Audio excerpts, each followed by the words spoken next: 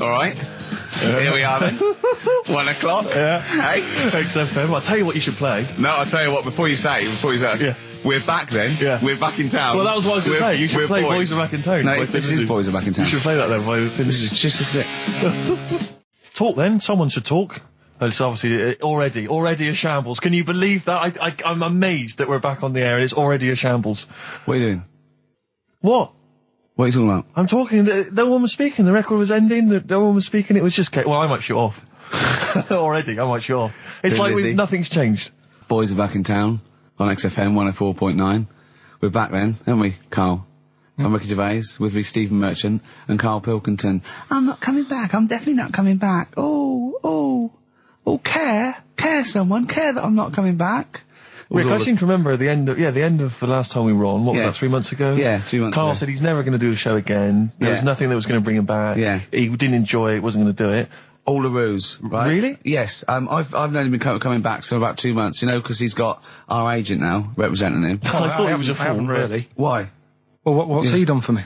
What's he done for us? No, I know, but I mean, he's your agent, so, and he's sort of calling Graham. And it was all a con, so Carl could get Mondays off. Poor Graham, the station's struggling enough as it is. Yeah. It's like running around like a headless chicken. Yeah. No one's listening. That's why I don't bother talking on the record then, because there's no loss to London. Sure. Right? It's pointless, this show. We don't do it for the money, we don't do it for the kudos. I don't know why we do it. No. Is there anything on telly at this time? I'm going to have to lie in. I know. But, it's all a ruse to get Mondays. He's got Mondays off now, because he has to do the show, 2 hours, right?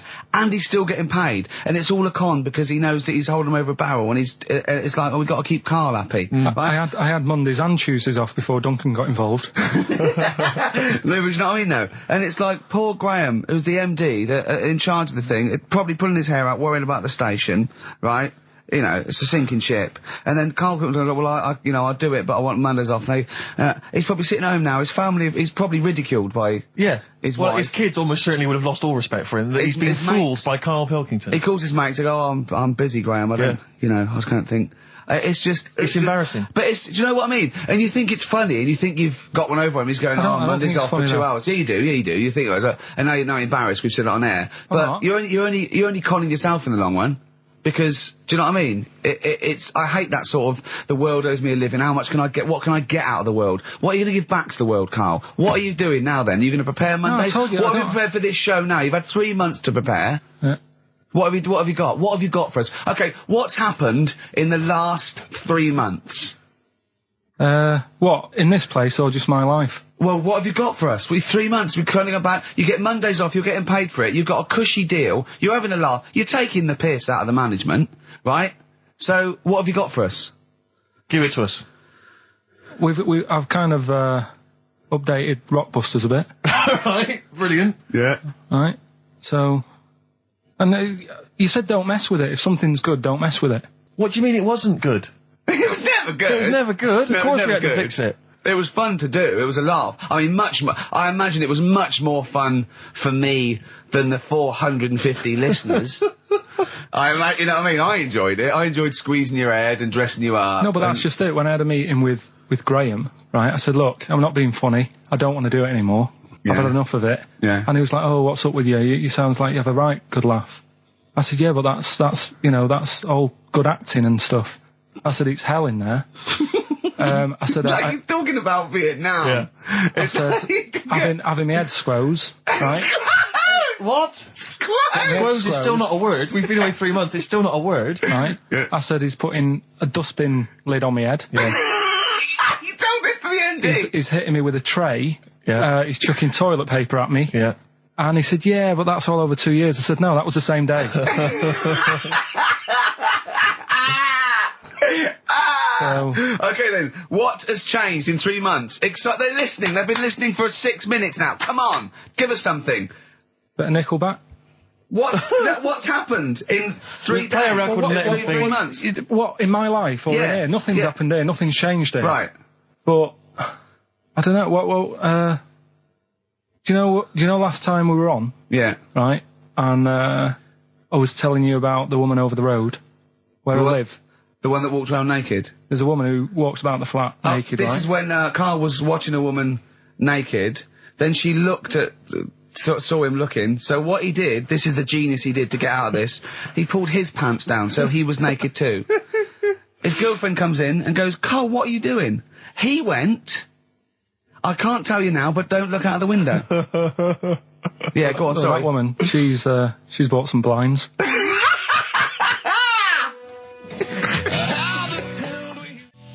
Nickelback, Someday on XFM 104.9. How old's the bloke from Nickelback? He looks about 40. It reminds me of, you know when a kid's made up a fate to look like a lion? Yeah. Do you know what I mean? It's like the Wizard of Oz lion. Yeah. But, you know, good tune. Not bad. I'll be controversial. I think rock rules the world again, Steve. Well, I'd hope so, mate. Do you know what I mean? Are we going to hear some rock later in the show? We're going to hear lots of rock. In fact, I might even play a little bit of Rainbow. Blimey. Just to, you know, rewind. We've got the darkness, but Sure. I want to remind them where it all came from. Yeah. You've heard the Liz. Yeah. You're going to hear the bow. Cheers, mate. Thanks for that. No, just high five. Yeah. So, Karl. Yeah, keep it real. Here we are then. Oh, listen, before we carry on, I just thought, it's weird, I was reading some of the fan emails and stuff we've got, and one of the things a lot of people like, it divides the listeners, is your laugh. It's interesting. Some people love it, they find it infectious, they find it adorable. I mean, close up in a small space, like a kitchen Terrifying. or something, it's annoying. Like, Karl was annoyed, because I squeaked in his ear earlier, didn't I? Sure. Why did I laugh? You on the toilet? I think I squeezed his head again, didn't I? And he said, no, it's not 1 o'clock He doesn't yet. like the squozing.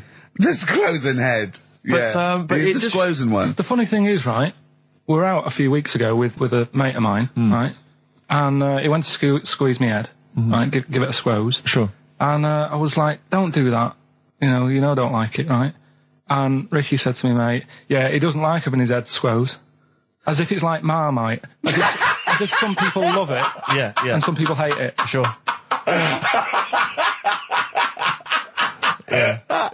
Yeah, okay. Well, anyway, Yeah. there was a little taster of the laugh. That was more the kind of deep, throaty laugh, the belly laugh. But there's that kind of high-pitched squeak that you do. When I've got to sometimes. get air out quickly. Because Exactly. I'm going to burst. Sometimes I laugh so much that my liver and all, they try and get out to it. So I have to get it out really fast, like a siren. Right. Do you know what I mean? Is that how you explain the fact that you're quite fat? Yeah, That's just laughter waiting to come out. Yeah, Every time you laugh, solid. you become a svelte young thing, like Brett Anderson. Oh, dear. Well, anyway, it reminded me of the game that you and I used to play in our very early days of XFM, when it was literally Make Ricky Gervais laugh. Make Ricky Gervais laugh, which was a Loved great it. game. I think. I remember the first one. It was that fella drinking a pint of beer. Yeah. I remember the very first time. It never. I tell you what, it's you not know what great. though? Ant and Dec do it now. They actually. It's very similar to Make Ricky Laugh. It's called Make Ant Laugh. Interesting. So many of our great ideas have been stolen. Yeah. Or stoled. Stoled, yeah. Anyway, I was looking through the paper in the week, and there was a picture which which I think might be a Ricky Gervais, make Ricky Gervais laugh. I don't know. And again, obviously, it doesn't really work for the listeners at home, but I'll try and do my best to describe it. Can we stop saying my name because it's like a Dave Gorman project? Can we just stop? It's getting. Let's say a word often enough, it doesn't mean anything. Yeah. Let's stop saying Ricky Gervais. Well, what we're going to refer to you as? All right. Well, Make Fatty Laugh is a new game. I'm trying to get one of those squeaks of a laugh. I'm concerned because I know. I'm not a monkey. I'm not Sure, you're not a performing monkey. No, okay. I know that. Right. But anyway, let me just briefly summarise the story for those at home. Okay. The headline was Mum 48, a mother of 48 seduced boy of 14. Well, that's not funny. Not her own boy, obviously, but a neighbourhood child. I don't think it's a funny story so far. He said Grand Lana Allen, 48, led him upstairs and undressed to her waist, then took his trousers off. Okay, bear that in mind. This is a quote from him, right? Bear in mind, he's a 14-year-old boy, he's quite excited about this. He says, then we had sex, it was every boy's fantasy. Alright? You're going to show me the picture of her now, aren't you? So it's a picture of her. Oh, this is not... Bear in mind... This is... Okay. In his own words, Rick. Right. In his own words, this was every boy's fantasy. Okay. Here's the picture. It's a silent laugh. He's collapsed on the floor. I wasn't expecting that. I was thinking it looked like a fat man. I was not expecting that. Oh my god. Oh god. She looks like the drummer of Iron Maiden. She looks a bit like Lemmy. But I tell you, she looks like reminds me of most. Did you see those? They've got one with a fag on as well. I know. It's just that's her with them out of makeup though. Carl, have you seen Every Boy's Fantasy? You should see. Oh god. Have a look, Carl. Oh god. How old is she? 48. Oh. Oh, God. Oh, 48. That's lovely. Nothing wrong with that. I'd say if you weren't lucky enough to see the picture, she looks just like the oldest man in the world. His photos on in newspapers and on the web for a while. He was about 135 or something. Carl. Look, it's, Carl's got a theory that Chinese people don't age well. This man was a Chinaman, right? And he was 120 or something. Yeah. Mm. Did you see a picture of him? Yeah, he's still alive. No, he's not. No, he's not. He's died at 120. So he said 120 or something, but makes you wonder. What makes you wonder? Well, because they don't age well. I think he's using that. He's probably about 37. Oh, God! Honestly, we walk down the street, right, and we see an elderly Chinese person, yeah, right, and Carl would go, I just think he is. Yeah. Like, it's not... I don't understand this notion that Chinese people don't age well. I don't know where this has come about. No, I mean, I'm not having a go. No, right? I never want anyone to think I'm like having a go at them. But they are really good looking and they're healthy and that. Till they're about... I've never seen one, right? Can you tell me if you've seen a Chinese person who's about 30? It's either 20 or 50. There's no middle ground. This is what I came back for. This is 2 hours of absolute drivel from the brain of Karl Pilkington. Let me just check something. So the Chinese gentleman who died recently was 130. Your theory is your theory is that he's maybe in his late 30s, early 40s. Yeah. This is an elaborate conspiracy on his part, because obviously whenever they talk about the oldest people in the world, it is always a Chinese person. Yeah. Invariably. They do, yeah. I mean, they seem to win that every year. Go on. So your theory is that in those small backwater villages in China... Ross McWhirter comes to a little village. They go, the Guinness guy's on the way. He goes, well, until recently, the oldest person in the world, how old are you? And they're so embarrassed, because they think they look about 120, they go, 120, they go, really? Go, yeah, can I have his birth certificate? No. In fact, I think this Chinese bloke it wasn't verified with the conspiracy because he didn't have his papers. Didn't have his papers, no. So... Is this the same one or a different fella? I think it might be the same guy, I'm not sure. Trying it on. So there's a huge conspiracy amongst these Chinese villages that every time... When you get to about 50, say you're 70. Because no one will believe us. Well, if you can confirm or deny that, then please email in ricky.gervais@xfm.uk. This is the Racist Show on XFM 104.9. Call in if you're anything less than a little mank. Outcast, Hey Ya, on XFM 104.9, with me, Ricky Gervais, you, Stephen Merchant, GQ Presenters of the Year. Radio Personalities of the Year. It's official. We're the best radio personalities of the year. We got that award sent to us, didn't we? We did a little thing. But it was only our two names on it. It had your name, Rick, definitely. I remember that. It had my name. And your name. Didn't see Karl Pilkington's name anywhere. No. And yet he's the one with the day off and the money and the conning the MD and making him cry at home. Let me just remind... Can I just check that again? So he's made a fool out of the MD. He's made a fool out of the MD. And all the major... Basically all the capital shareholders. About, I'm not sure if I'm coming back or not. I want a day off then. Which is the same day off as his girlfriend gets off. So he's just like walking around, I don't know, Hyde Park, just feeding ducks, when he should be working out what he can do instead of Rockbusters, which is basically Blockbusters with a word changed. Christ's sake. Right. If that's annoyed you, I'll tell you what has really wound me up. Go on. The last week or so, this postal strike. I tell you, Rick, I have got no sympathy for him. I'd be a scab. I'd be walking through there and I'd be giving him the finger. I'd go, you can intimidate my family, I don't care. I don't care because the post has got to get through. Because I'll tell you what, it's not the fact that, the unions, they could organise a strike. I'm behind that, it's fair enough. But not when it's these wildcats. They're just out there, they're just taking days off, willy-nilly. They're sealing out the post boxes. It's going crazy. Maybe Karl could deliver a few records Monday. Well, I know Karl must be livid because his copies of the New Scientist and the Literary Review haven't turned up. So he's in a terrible way. And I got important documents that are supposed to be coming to me. There's nothing. There's hiding a hair of it. And I was cooking last night, and it got me panicked because I was thinking about if this just is going to spread now amongst other organisations and other groups. And do you know what? Like a cancer. It was partly because I was cooking. Yeah. But I suddenly become terrified that they might go on strike. Go on. The guys in charge of the potatoes. Oh, anyone involved with potatoes. I had so much mash farmers last night. I had so much sausage mash at the second helpings that I had to sit on the edge of a seat so my stomach could hang down. I love spuds. Spuds and bread. I could not do without spuds and bread. I feel like maybe I could make my own bread. Spuds, I wouldn't know where to start with a spud. Yeah. And it's like, they're amazing. You can boil them, you can broil them. Yeah. I don't know what broiling is, Nor do but I suspect it's tasty. I don't think it's as good as... I mean, obviously the chipped potato is... For the working classes, it was always on. The chip fat fryer was always on in my household. The ceiling, the death trap fire, polystyrene ceiling was yellow. Exactly. Come Wednesday in our house. Yeah.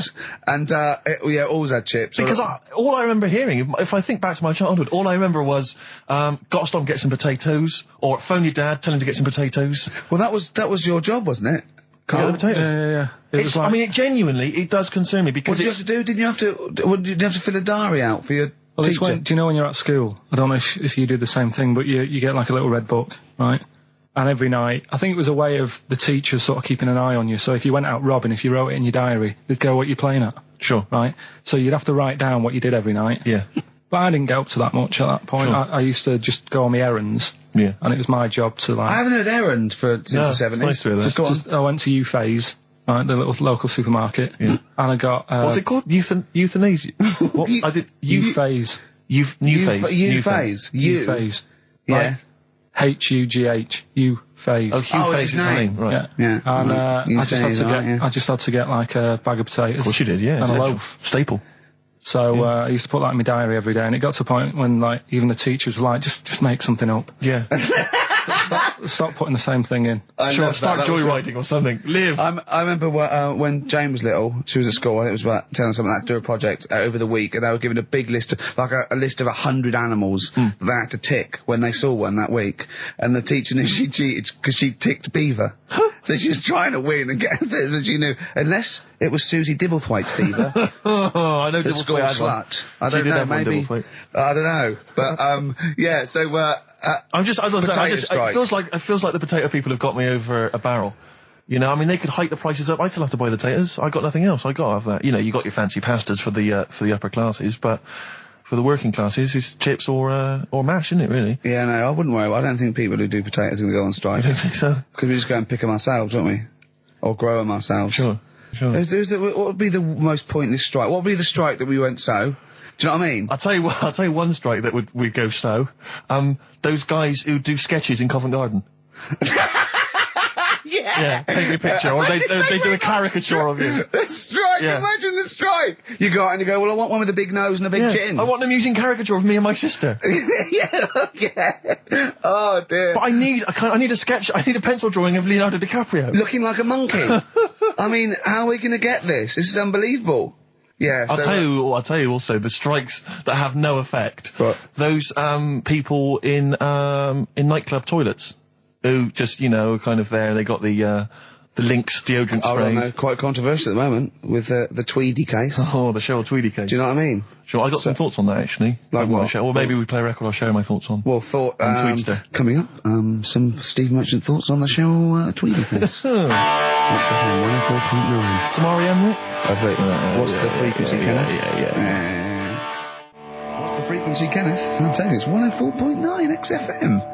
I'm Ricky Gervais with me, Steve Merchant, and Karl Pilkington. Karl, the user Pilkington. Just takes. Takes. Destroy the man. Go to you, Steve. You should talk like that more. It's cool and sexy. Thank you. I make it clear now, I do not condone in any way, shape or form what Cheryl Tweedy did. But I have to say, they wind me up. By they, you mean toilet attendants? Yes. Right. Yeah, not Pop Idol winners. That's what I thought you meant, yeah. So, go on. But, because I'll tell you what it is, you go into a club or pubs or big trendy pubs, you go in there, and there's the toilet attendant in there. He's got his little display of aftershaves, sprays, some sweets maybe, whatever it might be. Yeah, maybe a lollipop. Maybe a lollipop. And alright, I don't know if I assume they're not employed by the club. I'm assuming the club's we've got the DJ, we've got the bar staff. Wait a minute, we need a guy to irritate people. When the manager walks in, do they hide? Well, this is it. I don't know if it's a guy who's just like... Is it like busking? Yeah, he snuck in. He came in when it was free during happy hour. He's got a little carrier bag. Yeah. He snuck in the toilet. But the thing is, it's the fact that toilet attendants, fair enough. I mean, I'm happy if a toilet attendant sneaks in under cover of darkness, cleans it for me, and then shoots off. But it's when I have to see them there. I feel guilty because it's like, I maybe wash my hands, I'll forget he's there. He'll hand me a paper towel. Suddenly I've got to tip him like a quid or something. It annoys me because I wash my hands at all. I don't usually wash my hands. I sometimes don't even bother getting my knob out. I do it while I stand and change my trousers when I get home. Exactly. So it annoys me I have to go through this charade of getting it out, slushing out of it, shaking it dry, and then washing my hands. See, if he did any of those elements, I'd tip him a quid, yeah. Pop it out. But not to hand me a paper towel and get it myself. And it's this guilt, and sometimes I'll hold it in because I'm nervous I don't want to go back in there. What annoys me is like a posh award ceremony, it's a pound a piss. It is a pound a piss. Do you know what I mean? So, or in a top hotel or something. Yeah. It's absurd. And I'll tell you what's worse than that. I know that he's doing it because he's got to feed his kids, but it's the fact that I've got to look him in the eye. You know, it's like he's humanised. You know, if he was only dehumanised, Rick. Yeah. If I could see him and I didn't think he was a human being, I wouldn't feel guilty. If he could sort of hide under the urinal, perhaps, or if he could hide underneath the sink. Like thing from the Adams, like he just puts out, he just pop a hand out, doesn't say anything, just hands me the paper so you don't towel. even see, like, you know, hand go, and then I'd put a pound in, I'd take the thing, put a pound in, nick a lollipop and run away. No aggro. Exactly. It's the fact I've got to see them and I feel guilty because, you know, I'm on the radio, I've got a cushy life. I know. Here's a guy who's just trying to make ends meet. It makes me feel bad, it ruins my evening. Yeah. I'm just pleading for them, can they not do it anymore? Can they maybe get a job, illegal mini cabin or something? Please. Born Again, Star Sailor on XFM 104.9. We're back. It's the 1st of November. Ricky Gervais, Steve Merchant, Karl Pilkington. It's the same old email address if people want to get in touch. ricky.gervais@xfm.co.uk. We've had a couple of emails, Rick. Someone, actually Ian, he's emailed in. He said that because of the blinking postman, it's his wife's birthday today. She's had no cards or presents because, presumably because she's got no friends, but also because of the postal strike. But you won't be able to use that excuse for Suzanne's birthday again because she knows that the postal strike won't be on around that time. All right, Carl. But anyway, so would you just say happy birthday to Tracy? Have those condoms run out yet that you got for Christmas? Carl? I've still got them. Have you? Just say happy birthday to Tracy. Happy birthday, Tracy. Happy. And hello to Aidan, who's phoned in to let us know he's actually listening in Northern Ireland. Oh, so we've gone international. Sure. Now there's also a questionnaire has been sent in by Ruth Chamberlain at Cordwainers College. Cordwainers College seems a weird. Cordwainers. It used to, yeah. It's either used to be a poly or a laundrette. I think it's Anyway, it's something that she's doing for, she's studying product design for the fashion industry. And anyway, she's got, some questionnaire. And we're too busy and important to fill out the questionnaire.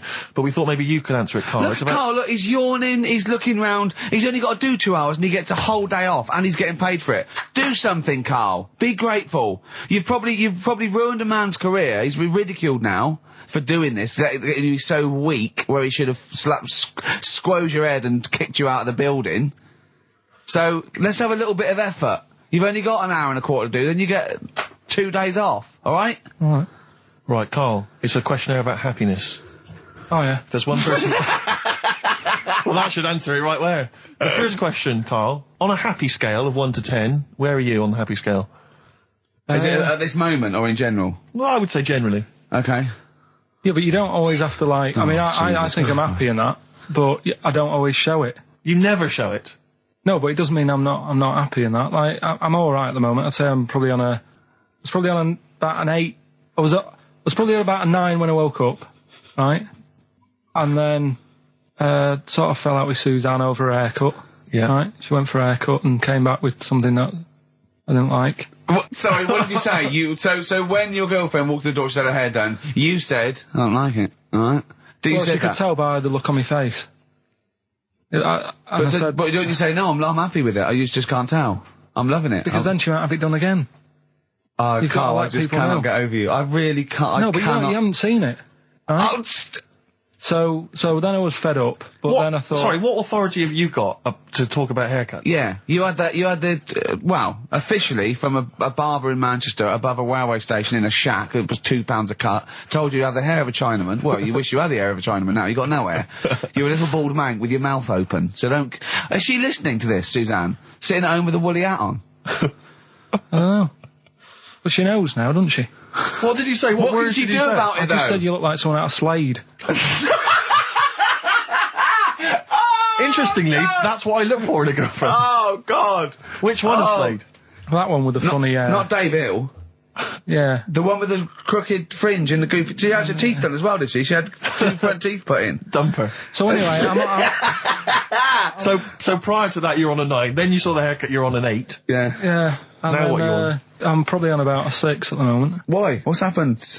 Well, while Star Sailor was on, bit more head squeezing going on. So, yeah, about a 5 or 6. So generally speaking, what would you say you are? About 4. You're on a 4. Alright. What would you give someone who wasn't very happy? What would you give them? What are you thinking, Carl? Depends why they're not happy. They're low, okay, so what would you give them? I mean, yeah, depends, doesn't it? If it's someone who's just lost their arms and legs in an accident, you don't give them a lollipop. Sure, or some mittens. Yeah. You give them a hat. Yeah. Yeah. And dare I say it, a smile. A skateboard. Yeah. Yeah. I don't know. You don't know. You got to answer the question. Alright, so hang on, let's assume that you've upset your girlfriend because you slagged off her haircut. What are you right? going to do now feel to go and make her happy? How are you going to cheer her up? And not buy her a baseball cap? I don't know yet. I haven't thought about it because I've got this to sort out, haven't I? So when I get home, get her some gel or something. Oh, God! Oh, Christ. Okay, and, alright, just name something that always puts a smile on your face, Carl. It always cheers you up. If you're feeling a bit blue, it always cheers you up. A monkey, innit? Learning something. Right. That's a bit weird. I love the qualifier. No, I think it was weird. I think it was 2 different sentences. I think it was learning something. That's a bit weird. Yeah. Oh. Learning something that's a bit weird. Okay, and finally, if you could have something to make you happy, what would it be? Little chimp, wouldn't it? Little chimp in a suit. Well, don't answer for him. Don't put words into me. You could have anything you want. It'll cheer you up and make you happy. What would it be? You can't say a skin of titanium. It's got to be something possible. Yeah. X-ray vision. No. What would you have? It can be conceptual. It could be world peace. It doesn't have to be, a new watch. Yeah, let someone else wish for that. Sure. It'd be a waste. Yeah. Yeah. Why should you do it? And then someone else gets a nice new watch and there's world peace. Exactly. You're walking round, it's nice and peaceful, you know what time it is. He's swanning round, he's got a lovely new watch and there's no threat of him being bombed. Exactly. I'm quite happy the way I am, really. I don't really want that. Are you much. really? But you're on a 4. Yeah, you're on a happy scale of 4. Yeah, you're on a 4. Surely you want to get to 10. Surely the point of life is to be on 10. Yeah, but what's a 10? Do you know what I mean? No. What's a 10? Contentment, absolute contentment, joy Bliss. in your heart, inwardly and outwardly. Not walking around with a little round mank head with your mouth open going, what's the point of that? I've done it once. Is that why you've still got all the condoms? Because I've done it once. What's the point of that? Alright, we're going to get over some hair gel. Come on. 10. Just one thing that would make you happy. That would cheer you up if you were feeling low. Tuesdays off as well? I'll have the MD just, resign straight away, shall I? I honestly don't know what would make me happy just like that. Because I am happy. I know you say I'm fed up and that. Do you know what? He said he wouldn't want to be too rich. He said, because if I was too rich, then Suzanne would say, let's go around the world. He said he wants to be rich enough, so they're happy in that, they got their bathroom and everything, but they still can't afford any more holidays a year. Think of that wish. Think of that capping your wishes. Yeah. Do you know what I mean? Putting a ceiling on your ambition. I love it. It's genius. Look at his face. Play a record. It's like if you'd won that ticket round Charlie's Chocolate Factory and he'd said, actually, Carl, I want you to take over the factory. It was a test. You'd have said, I just wanted to look around the chocolate factory. Yeah. I'm happy to go back and live. No, he'd have said, I'll work it, but I'm not working Mondays. Exactly. Play a record. Imagine giving a chocolate factory to a kid. I know. Idiot. Give it to the fat one at least. He'd enjoyed it more. Beautiful. Billy Bragg from his Essential Billy Bragg compilation. Now, I know a lot of people are thinking Billy Bragg, I can't be bothered, politics, and I have to say, buy this CD, skip past every song that is, for instance, there is power in a union. Don't be duped by fascism. Yeah, it's your right and duty to vote. Yeah, right wing, wrong wing. Exactly. Ignore all that. But just listen to the love songs. His love songs are beautiful. Yeah. It's fantastic. Tonight I celebrate my love for you with a pint of beer and a new tattoo. It's great. Brilliant. Yeah, lose the ones about Exactly. Striking. Yeah, exactly. Because we know what we think of that. So I heartily recommend that. Karl, we're on happiness. Karl, I'm trying to explain to Karl that the aim to, is really to get on a 10. Yeah. For happiness. I like the fact that he started on a 9. But I love the fact he's happy with 4. Yeah. I love that. No, but what I mean is, right, I'm not looking for, like, happiness. Right. I'm You're alright. not looking for happiness? What? What's that for? What I mean is, right, I'm happy when I'm not fed up. So what I mean is, I'm happy. Is this your new book, Psychology of the Mind? What is that? I'm happy when I'm not fed up. That's like an 8-year-old trying to explain happiness. Johnny, what is it when I'm happy when I'm not fed up, miss? Well done, good boy. That's it. You're happy when you're not fed up. Talk like an adult. Yeah, but that's what I'm saying to you, though. What? I'm happy most of the time. It's just that when things niggle me, I find that I realise when I'm annoyed more than when I'm happy. But Karl, every time we talk to you, you are whinging about something. You've got something that annoys you. But he's one of those people that if he whinges loud enough, he gets away with it. Like he's in here, I think he goes, I'm really busy. I come in and he's doing nothing. He's chatting, because he's having big, long chats with everyone about how someone's wound him up. Yeah. And they all come in and they go, Karl's fed up. Because he's got this show. You know what I mean? He's wormed his way. Hang on a minute. You came in moaning about the Post and that today. Yeah. Well, everyone's annoyed and frustrated by that. There's small businesses going out of business. I'm not. You haven't heard me. No, you're not, because who's sending you letters? No one. You've got no friends. You've said that yourself. Yeah. You've openly declared you don't want friends. They're too much hassle. Yeah. That is my joy. Friends that is the point of life to me. I can't wait to see them. I squeeze their head. I welcome them in. Oh, they annoy me. They annoy me. Annoy me. I love it. Friends are annoying. He's even scared of doing something with a friend or getting a gift because he goes, I have to buy him one back now. Yeah. It's sort of like life's a bit of a chore for Karl, isn't it? Well, anyway, all right, let's leave that aside. Obviously, you're never going to be entirely happy, although apparently you are already on the brink of happiness. All you have to say was your hair looked nice. That's all you have to say. Yeah, it looks good, yeah. And that's it, end of story. What's the point in that? What is the point in that? Because she doesn't really care what you think, but she doesn't want to hear that she looks like Dave Hill from Slade. She's not having her haircut just to please you, Karl. Despite what you might think. He's taken aback by that. Yeah. Sorry, happiness then, yeah. All right, I was happy the other week, right, when I was going up to Manchester on the train, nice quiet carriage, I'm sat there reading about sharks and that, right? Nice and quiet. And I got annoyed, I texted you, didn't I? Yeah. When 2 fellas got on. Can we talk about it? Well, yeah, you've started it. 2 gay men got on. Go on. 2 gay fellas got on. Yeah. And it wasn't the fact they were gay that bothered me. It was like, each to their own. Let them get, you know what I mean? Let them do what they do. Yeah. And, behind closed doors. But they started talking really loud, right? And they were going on about, that's annoying anyway. That's annoying whether you're straight or gay. Talking to you. But do you know what theory I have about they go out late? Yeah. Gay people always go out late. Yeah. Yeah. Right. When what time do you go out in the evening? 7:30. If you go out about 7:30, if I'm out of work, I might go out about 8 o'clock or something. Yeah. I guarantee I'll sort of be in bed by about 12:30. Sure. At that time, they're still sort of ironing the jeans, right? And the funny thing was, ironing their jeans. I've always said this, right? Dancing along to ABBA. You sort of said that's rubbish. I'm sat on the train reading about sharks. These 2 are talking, and they're going, "Oh, we can't wait to get there." And his phone goes, and he goes, "Hello." And on the end, he goes, anyway, I'll see you at 1 then. Right? Right. So I thought, well, maybe that's tomorrow. Could be 1 in the afternoon. That's when most people would meet. Yeah. And then he carried on talking. Most people would meet. Carried on talking, and he goes, yeah. So anyway, like I say, see you tonight. 1 o'clock he's meeting someone. Yeah. I don't know why you go out that late. Do you remember when his favourite record of all time is The Killing of Georgie? Sure. He said, would he have been killed if he'd have been back at a decent time? Yes. There's no mention of the time in this song. And then the funny bit was, actually, that did make me laugh, right? When he'd finished talking on the phone, he said to his partner, right, oh, there you go, let's have a little chat. And the fella said, who was that? And he said, oh, it's Dave. He said, which one's Dave? He said, you know, the one with the shaved head. I thought, in the gay community, yeah, that isn't a good description. No. Do you know what I mean? Yeah, I know. They've all got little shaved heads. Before we move on, was the Sharks article interesting? Did you learn anything? It's pretty good. Was it? I'll teach you something about that later. Oh, okay. Is this educating Ricky? It wasn't, but I can teach you a bit.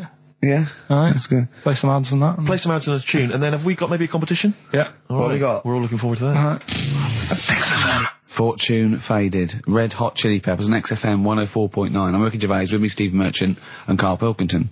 Back for 2 hours a day, then a Monday off. Conning the management, baby, and sending this station spiraling down into the depths for his greed and selfishness. Yes. Okay. We were talking earlier about things that have happened when we were away.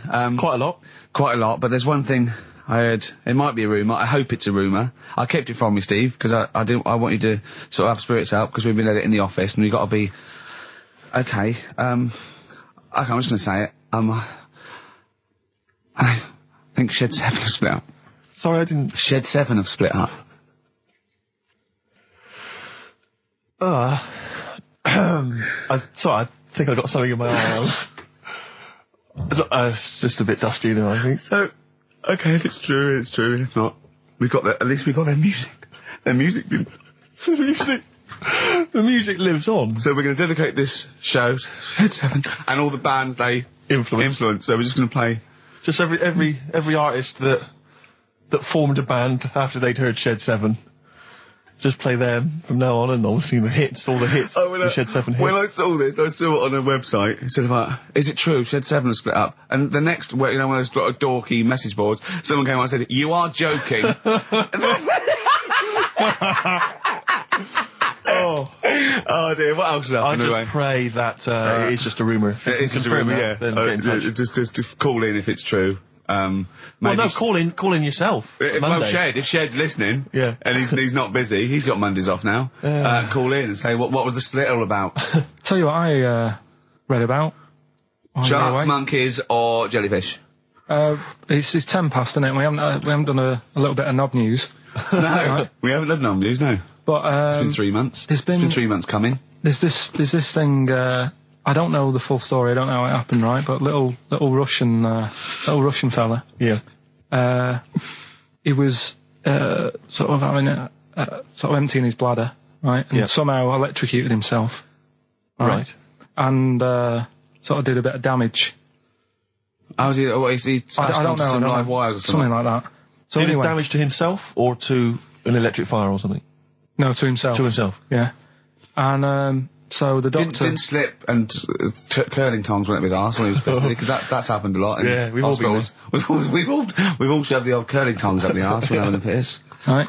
So I can't even be bothered. No, go on. We're interested. Come on, we're interested. You can't be bothered. You get Mondays off. Do some work.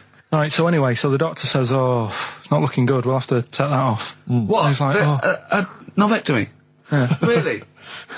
But the funny thing is, right? Nothing funny about that. They've done, you're doing me head in. Just tell the story. Just doing me head in. Well, you can chill out on Monday. I've only got 15 minutes, but I'm going to talk to you every Saturday. I'm going to get the money's worth out of this, because you get Mondays off. And I can't bear the fact someone getting away with something like that, because it's terrible. So you're going to stick this out, or you're going to have to work Mondays. So take it on the chin, right? Okay.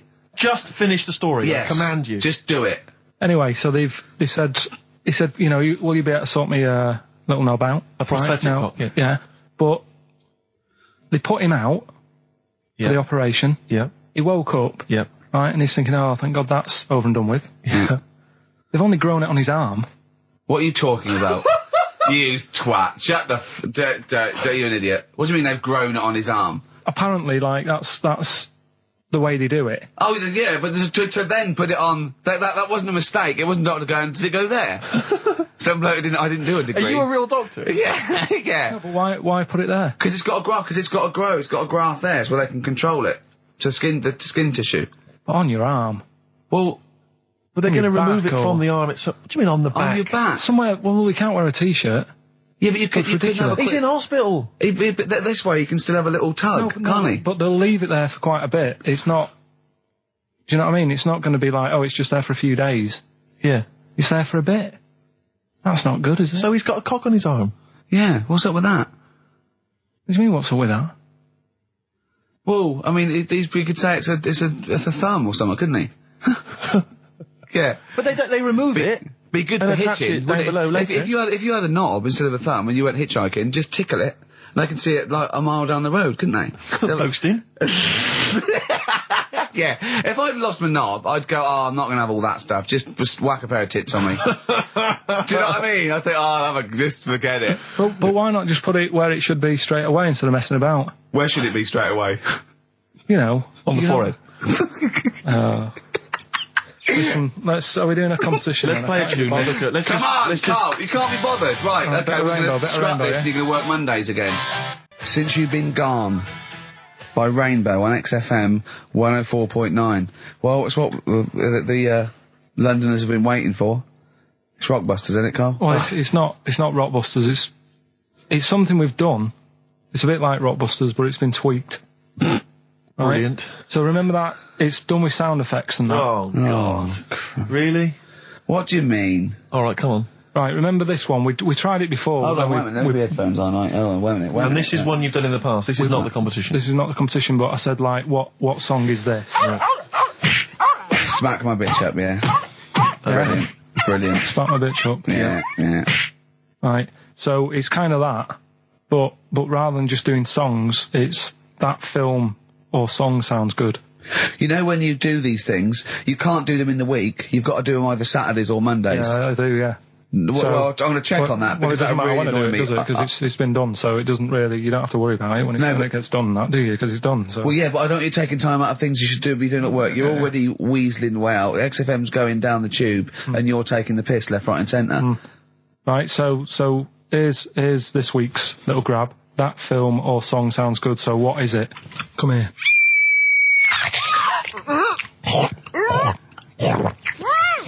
I'm well happy now I've had that. What? Right? It's a film or a song title, is it? No, it's a film or a song. What do you mean? Forget that. It's a film. What are you talking about? That must have taken you 3 minutes. I didn't do it on a Tuesday, though, because that's cut into precious time. Have you seen how long a trial takes him? About 30 minutes. Sorry, let's just concentrate for a second. Okay, right. This is a film, This is a film title. The title of a film. Yeah. Play it again. Come here.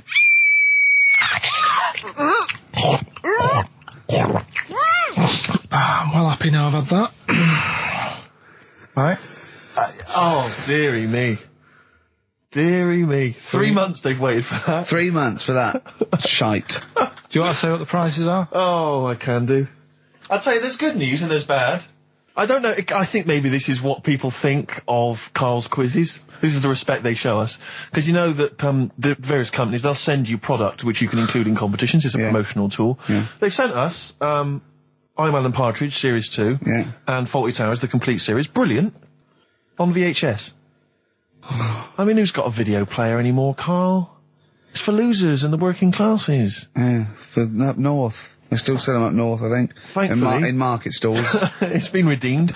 I mean, I wonder how we got hold of that. Yeah. Yeah, The Office Series 2 on DVD. That was a nightmare, getting hold of that one. The best album in the world ever. It's got stuff on there. Super Furry Animals is on there. Supergrass. Gold Frap. And also The Best of the Boomtown Rats, which is not bad. And a couple of Teachers DVDs. So some good stuff there amongst the VHSs. And you can win all of those treats by identifying this film. Oh, God. Come here.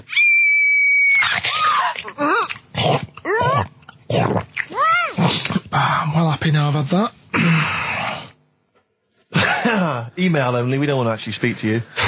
Ricky.Gervais@xfm.co.uk. I'm sorry if that's brought you down, it's made us feel Can bad. I just say something? What's the phone number, Karl? 08700 800 1234. 08700 800 1234. Call up for no reason, because I want Karl to answer the phone. He hates doing it. So call up and talk to Karl. Ask him anything you want. Just talk to him. Okay? Right, answer the phone. They're going mad. Drills. Big Sir on XFM 104.9. He's so annoyed that you have to answer all those calls. Why did you like it? We're wasting time, aren't we? That's your listenership. No. They want to speak to you. No, that's nice and everything that people call up. Yeah. But we should be concentrating on what we're doing. Yeah, well, but I do this show to annoy you. I don't do it for the money, or the kudos, or the awards. Do you know what I mean? I do it so you have to be here and do what I say for 2 hours, because you're getting away with murder here in the week. I don't like seeing that. I don't like injustice in the world. I try and fight it wherever I can. So I do it to annoy... It's good of you, Rick. Thanks for doing that, mate. Yeah. It's interesting, though, that you're passionate about fighting injustice, but you focus specifically on Karl at XFM. One of the world's lesser crimes. Being a little bald mank twat. Exactly. I know, yeah, but nonetheless, it is a crime. Look, he's got his head down like one of those, one of those chimps that have, like, lost their mate in London Zoo. He just sits there like, a broken animal. Karl, what are you thinking? Where are you on the happiness scale now? Of 1 to 10. Karl. On about a 3. Go on, Steve, what are you going to do? Well, we were talking earlier about stuff that happened while we've been away. We don't talk about I haven't been this upset since Skunk and Nancy broke up. Yeah, I know. Cheryl Tweedy. Tweedster. We've done that. We've done the Tweedster. Well, of course, the war. Is that all done and dusted now? I think it's pretty much over. I think we've sorted that out. Okay, good. What annoys me is people going at Tony Blair and Bush, right, for like bombing stuff and all that. But my point is this, right? Those bombs have all been bought and paid for. Yeah, the taxpayer, they're yours. And I'm not a scientist, but I think bombs go off. I think so. And if you don't use them, you lose them. So let's use them. Exactly. Do you know what I mean? It's like tinned food. It lasts for a while, but eventually it's going to go off. It's like anything. Oh, we better eat that. No, don't open the fresh stuff. Don't build the fresh ones. Let's use the old ones. Exactly. So because they're just stockpiling there, and they cost us millions. I know. We want to see if they work as well. What? We never tried that one. Use them. Use them on just Oh, exactly. Karl, who would you bomb if you could? I wouldn't. No? What do you mean? Well, imagine you could bomb a country. You're not actually going to bomb them, but you're just going to frighten them. Just going to put the frighteners on them. Frighten them, yeah. You're just going to go, I'm going to bomb you, and then obviously... And they'll go running behind and under tin shelters and that. Yeah. Ricky's house? No, come on. What country? No, what country? I wouldn't. Honestly, no one sort of makes me fed up or anything. No one makes you fed up?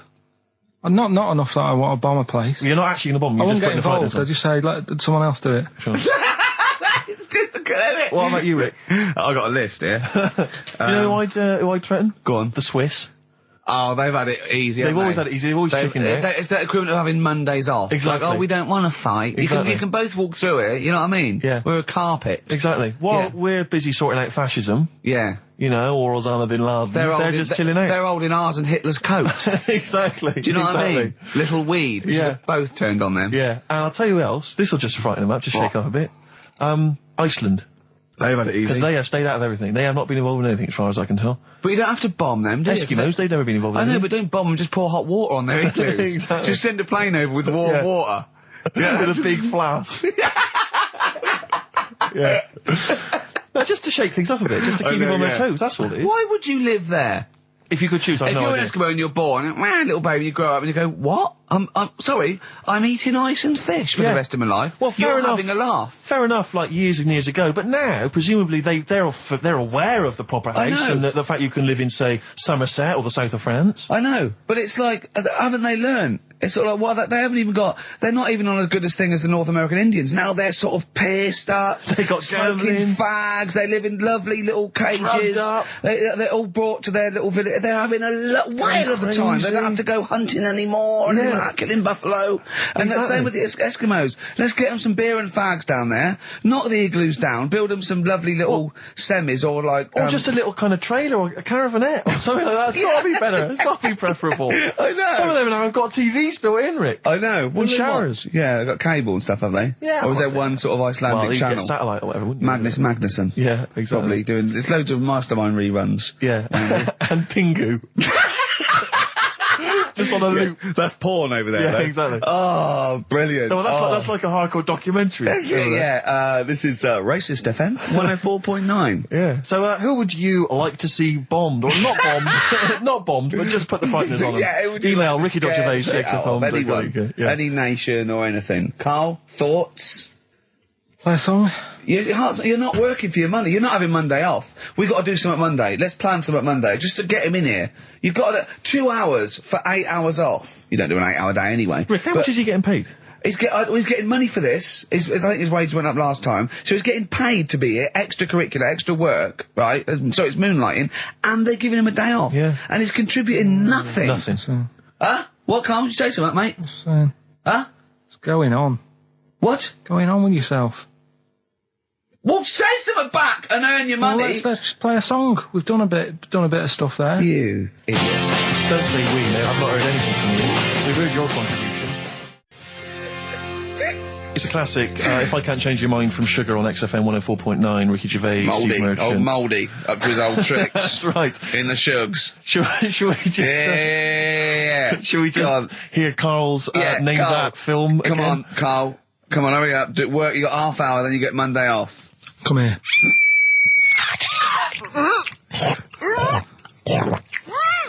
I'm well happy now I've had that. So ricky.gervais@xfm.co.uk. What's Karl's email address? Is it karl.pilkington@xfm? So everyone send an email on Monday, just so he gets back and he's got to do something on Tuesday. Yeah. Maybe he should have took the load off on Monday. I don't know. BAMP, 50 Cent on XFM 104.9. Me, Ricky Gervais. You, Stephen Merchant, and you, Karl Pilkington. Alright? What are we doing then? How are we going? Karl, how are you feeling? On a scale of 10 now, happiness scale? Just building back up again a bit. Yeah? Why? Probably on about a 5. Oh, that's not bad. What changed it? Just calm down a bit. Yeah. So. The chilled out vibes of PIMP probably helped you. Yeah. I think we should just say, give massive props to Adam and Joe, who stood in for us. Oh yeah, stood in for us. Did a great job. Yeah, great, really good. In fact, interestingly, I listened to their show. Are they going to get their own show here? I think they should. Yeah, they'll probably get something. Well, there you go. Well, it's interesting, as I was listening to them, they had quite a nice selection of features. They had a couple of good competitions and things. Now, I don't know if, having done them for XFM, is it somehow, they may be kind of under some kind of XFM copyright? Which would mean, as we've got no ideas, maybe we could just hijack some of theirs. Maybe you could look into that. Obviously not Monday, you're not here, but... I was with Joe Cornish last night, went to a little, do at, Jonathan's house, and Joe was there, and he walked in, and I was taken aback by how tall he is. Sure. Because I'd forgotten, and he's about 6'4", but he's unlikely to, you know what I mean by that? It's sort of like some people surprise you. And, he was going, yeah, I don't consider, 6'4", big. I said, well, it is pretty big. I said, but I know what you mean. I walk around with Steve Merchant. Yeah. And, he went, how tall's Steve? And I said, 6'7". Yep. And Joe went, oh, that's nearly a disability, isn't it? Do you know, he's absolutely right as far as I'm concerned. No, do you know, I've genuinely, since school, I used to go to school with a little disabled fella. Lovely guy. No, I swear to God, lovely guy. And I remember he came in when we got in the sixth form, and he'd basically got, I don't know what the ins and outs of it were, but as far as I could tell, he'd got a car for free. A specially converted car. Yeah. You know, because he was disabled. And he was driving that around. Same as Karl. Me. I need this, I need that. But it seemed to me that I was thinking, well, why can I not get something similar? Because there are some cars I can't fit in. Because I'm too tall. I genuinely cannot drive the smaller cars, the cheaper cars. I'm obliged to buy a more expensive, larger car. Because I can't fit in the tiny one. That's like saying you've got to pay more for your shoes because there's more leather, which is true. Which is absolutely true. It's a nightmare getting shoes. But fat people have to pay more. Do you know what? It's a nightmare getting chairs, comfy chairs that I can sit in the home. I sit in a chair for very long and my back's killing me. Now, how is that not a disability? But no, you don't see people like me whinging. But I think tall people, I read an article that taller people on average, get higher wages through an advantage, or just because they're taken more seriously than little dumpy fellas. Sure. Do you know what I mean? But I don't think I genuinely don't think there are many benefits of being really tall. People seem to assume there are, but beyond the fact that I can reach things down from a high shelf, I know. I don't think there's any real perks. I've seen you hit your head a few times. That's a disability. I know, I have seen you hit your head a few times, and I think, oh God, that must have hurt. Obviously I'll make sure you're okay and then laugh. Of course. But I know it must be annoying. Thanks, mate. No, but I mean, there's one pub in Soho that he has to go down backwards. Yeah. He has to lean that. It looks like a limbo dancer. Yeah, they've almost got to lower me in on ropes. I always find it amusing. But like, for instance, on an aeroplane, I can't get some of the seats. I can't fit in some of the seats. Not in any way. Not the way that I could. Because how is that not a disability? There's some seats that people can't afford because they're poor. It's not a disability. That's irrelevant. Don't go on a plane then, because you're poor. But if you can't afford to go on a plane, you can't afford to go on a plane. You should have studied hard at school. But what annoys me about that is there's a physical disability I was born with. There's a weight allowance, so I might not be allowed loads of bags on, but there might be a big fat pig in the queue who's allowed the same chocolate allowance as me. That's because they've been eating like a bloater. I couldn't stop myself from growing this tall. It wasn't a conscious decision. I didn't think, I'll tell you what, I won't smoke when I'm a teenager. Maybe I'll shoot up. I'll eat healthy. I'll probably add an extra 2 feet. It just kept going. You do eat too healthy. You eat way too many greens. But that's not why I grew to this height. It's a genetic thing, isn't it? Yeah, but if you'd lived near, some sort of pylon or something and just, as I say, smoked from an early age, you wouldn't have been that tall. Don't think when I was a gangly teenager having the piss taken out of me, I wasn't thinking I wish I'd been born near a pylon. Or Chernobyl. Could your mum or dad, could they have banded you like they did with little, didn't they do that with someone's feet? Well, yeah, concubine, yes. I didn't come out this tall, did I? No, but slip it in the blood. And how would they bandage him? They'd have to bandage him round the feet and round the top of the head. Yeah, I'd be walking around like a mummy. Yeah, or a bonsai boy. But people didn't really realise I was going to be this tall until I was 14 or 15. You know, you don't realise when you're an 8-year-old. How tall were you when you were about like a gangly, okay, so a typical gangly teenager, 15. How tall were you at 15? I don't know, 6'5" maybe?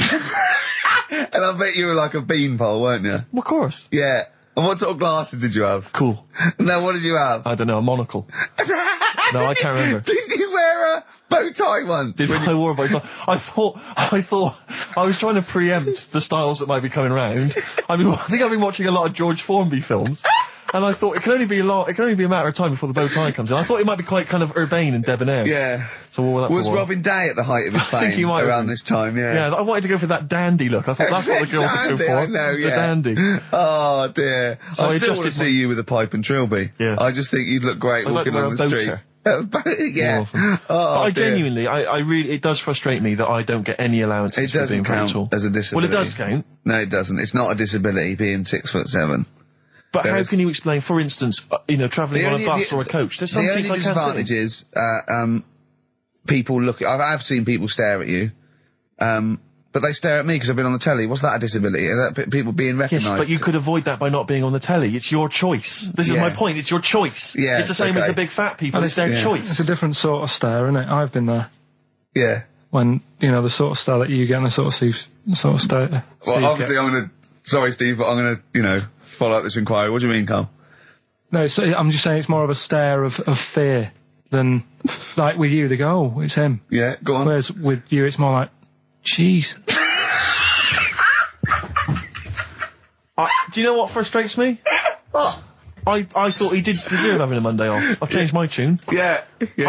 Sometimes you don't realise this, listeners, but sometimes I'm an intermediary. I do step in when he's winding him up, because Karl gets to the point where he's going to explode. Yeah, and it's crazy. Okay, Joe. And I step in, and this is the kind of response I get from Karl. This is the kind of back chat I get. Well, I tell you, he's a little user. I'll tell you what, because he's too scared of winding you up, because he knows that you'll just walk out of here and he won't get his Monday off. Absolutely. Play a record, you little oik. Weasel. You're a weasel. Title track from an album called 1972 by Josh Rouse. Well worth listening to. XFM. Yeah. Ads. Yeah. Joe Jackson, Different for Girls on XFM 104.9. Ricky Gervais, Steve Merchant, Karl Pilkington. He's annoying me now because he's got a day off and he's got 2 hours and he's miserable. He's not even doing anything to the show. It really annoys me. Well, hang on, wait a minute. You've forgotten his brilliant film quiz. Yeah. He's contributed that. That he probably did during the week. Well, do you know what I mean? What, are you going to change your attitude, Karl, or what? Or should we just, not bother with this show? Told you. What? Don't annoy me and you'll get the best out of me. Yeah? I told you. I told you. This show is to annoy you. You knew that. But this is what you're going to get. Do you know what I mean? But no, you've got to be good and get the day off, or there's no point for any of us. Right, if you were having an operation, would you annoy the doctor? What? You can't concentrate, can he? Don't wind him up. The fact that he's a doctor. All of a sudden. Yeah. He's got to press a button and find out what a monkey did in 1932. And he's, Where's the monkey news? It's been a bit quiet, hasn't it? I've been... What, in the last 3 months? Okay, there was something that I found last week about one that was in an old people's home. It escaped from some zoo. It was wandering about. It was enjoying itself, and then when it got to the night time, it was like, oh, what am I going to do? And the first place it came across was like this old people's home. Yeah. Went in there, I think it was there for about a week and a half without anyone realising. No, it did. No, so the helpers and the nurses and the social workers and the matrons and all that, they thought, well, Mr. Sanders looks a bit hairy. But I mean, that happens, you know, it comes out your ear and your nose when you get to about 70. And he stooped over, yeah, of course he has. He got bow legs, yeah. And he eats more fruit, of course he does. Well, that's when they realised. Why? Because someone in the kitchen said, hang on a minute, getting through more bananas than we normally do. Well, sure. Do the competition. Do the one thing you've done this week, probably in their time again. You're getting paid for it. You're having Mondays off. Yeah, and you're not into it, so waste of time. That film sounds good. It was like this. Yeah, okay. Come here.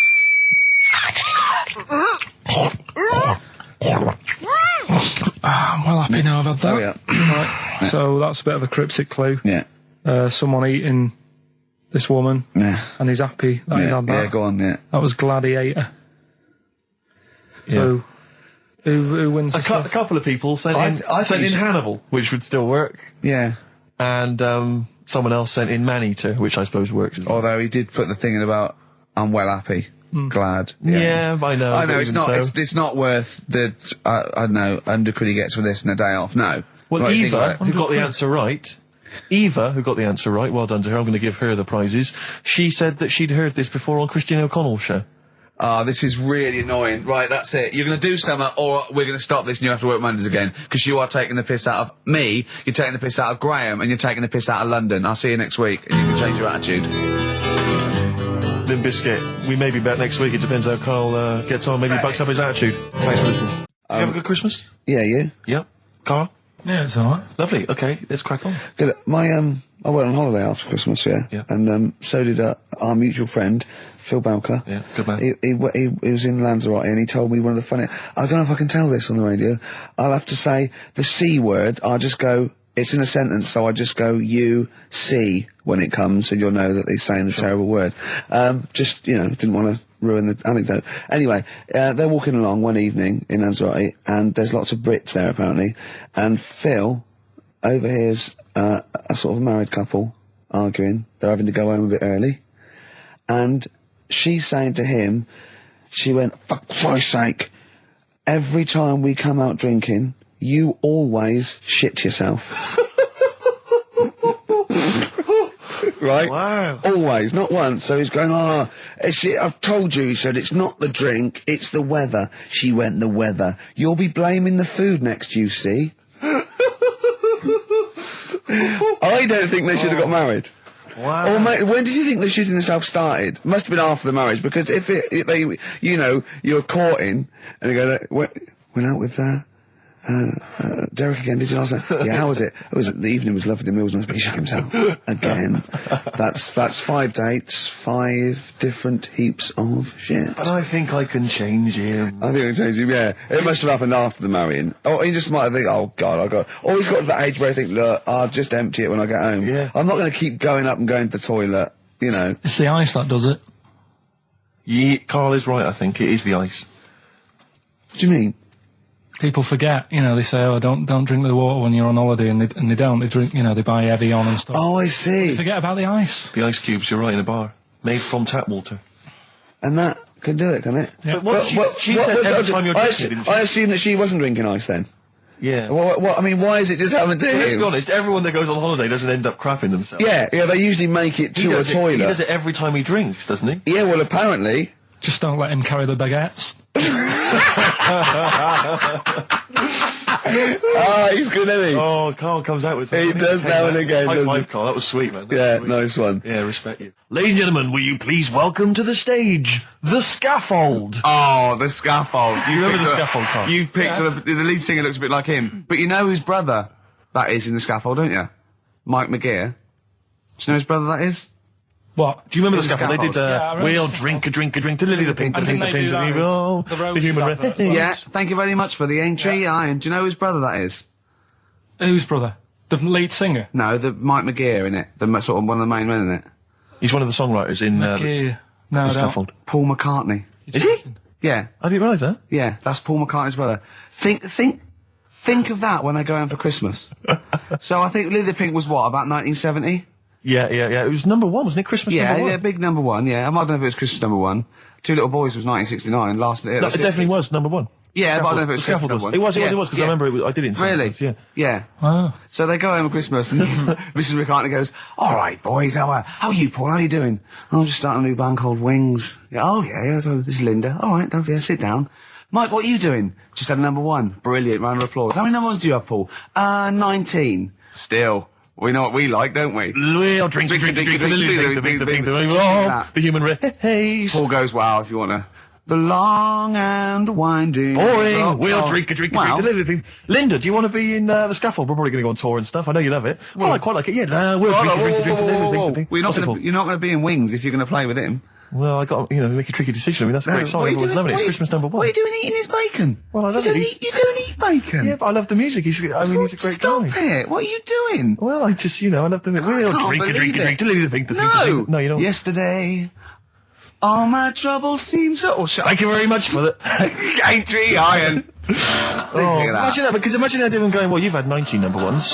I mean, it can be very time. Yeah, if you stay like this with the Scaffold, I'm going to rule the 70s. Yeah. If things that carry on going like they're going now, the Scaffold... Ladies and gentlemen, please welcome to the stage, Beck.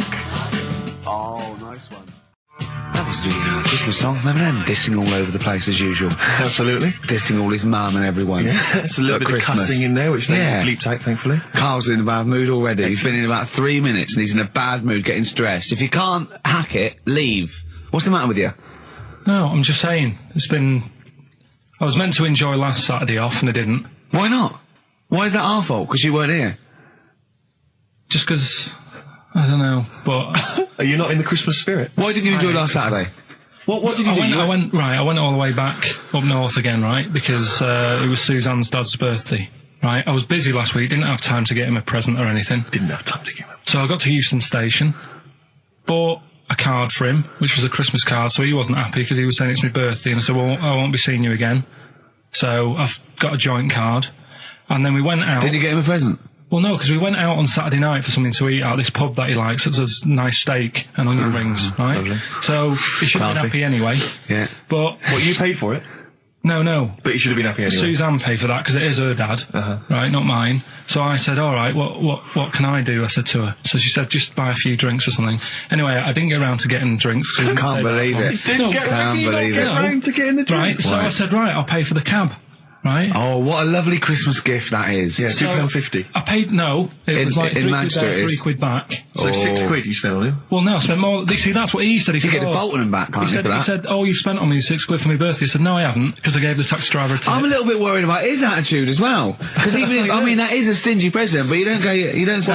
I mean, let's be honest, that's the worst Christmas gift ever, because, I mean, you're pretty bad, like we discussed in the past, but at least you spend a bit of money. Yeah. It's just thoughtless. Yeah. This is nothing. I know. You haven't given him any time. I mean, I would... And I knew my demographic. They loved it, my family. They couldn't believe their luck. Well, a tenner. You spent a tenner on him? Well, the cab fare was £6. But the thing is, I don't think he's saying that. I think it's the fact that this is like, frittering away. Well, it's kind of thoughtless, he would have loved to, I'm sure he would have been appreciative of a lovely £10 gift that you cared about and bought. A book he probably likes Fly Fishing, doesn't he, by J.R. Hartley. If you'd have bought that, he'd have gone, that's what I was looking for. Well. Or what I was looking for, Carl. Bloody hell, Carl, you little bald twat. That's just what I wanted. So, alright, so just calm down. So what have you got planned for Christmas? Is this what, I mean, are you doing the same place with Carl, Suzanne? Excellent. You've paid me milk bill for this week. That were nice. I'm spent this year. So have you planned anything for Suzanne, or are you just... Yeah, I'm taking her out Christmas Day for something to eat. Well, does she know that? Was that? She's working today, so she so... Right, okay. So what Christmas gift have you got? That's it, I'm taking her out. What, you haven't got a present? No, because we spent a lot. Don't forget, that's half yours, though. You're not going to just be sitting there watching her eat, going, oh, I'm hungry, but I spent all. You're going to be eating as well. That's half yours. So she's got nothing to unwrap. He's like a cat who's been hit. She's got nothing to unwrap. There's nothing. She's going to hand something over to you, because I've met the woman. She will. She'll hand something over, you'll open it, you'll love it. Right, I might get something today. You shouldn't take me to begrudgingly persuade you to do it. God. Yeah. Right, so... Yeah. Well, I'm gonna try and stick in some Christmas songs. We're not playing all Christmas songs, but I brought in a couple. So this is Christmas, John Lennon, The River, Joni Mitchell, Fairy Tale in New York, one of the best Christmas songs ever. Oh, well, what about a bit of Pretenders? That's a good one, 2,000 Miles. Let's hear it. Pretenders, 2,000 Miles on XFM 104.9. This sort of Christmas edition. We're not here next week, are we? No. Carl is, aren't you? Well, you are in a way. I was doing a best of, isn't it? Yeah. Is it a best of? Yeah. Brilliant. Have you been putting it together? Not yet. Okay. You want to get I'll do it today. Tell me what bits you want in it, and I'll sort it out. It's not for me to say, is it? Yeah, it is the best stuff. Well, maybe people could email in with their highlights of the year for them. I'm trying to think what they were. I mean, mostly Carl. It'd be mostly Carl, wouldn't it? Mostly Carl, gibberish from Carl. Oh, I think it'd be an awful lot of educating Ricky from Carl. Well, ricky.gervais@xfm.co.uk if you've got any thoughts on stuff you'd like to hear. Again, is there anything you'd like to hear of Carl saying something stupid, me and Steve laughing or slapping him? Yeah. That's basically the competition, isn't it? Well, there's a couple of instances where I tried to kiss him, I think, and you encouraged me. Yeah. Those are some highlights for me. Don and Blitzen from the About a Boy soundtrack by Badly Drawn Boy. Christmas theme there. You spotted the Christmas theme? Yeah. Carl's not really in a festive mood, but I can't imagine Christmas is your time of year, is it, Carl? Well, I'm not sure any time of the year is, really. I liked it when I was about... I think when I was about 7 I enjoyed it. Was that the one? Was that the year, the big year for you? You get loads of stuff, you don't have to worry about anyone else, but once you've, got a job... What did you get when were you doing your paper round? How old were you then? I was about 13, 14. Well, that was then you were a man, weren't you? I had to buy stuff. Oh. But you're still not quite a selfish man, aren't you? I didn't realise this. No, it's just that Christmas... And that's coming from him, Carl. My dad always said... Oh, right, steady on. Dad said Christmas morning was for, for me, so he used to stay in bed.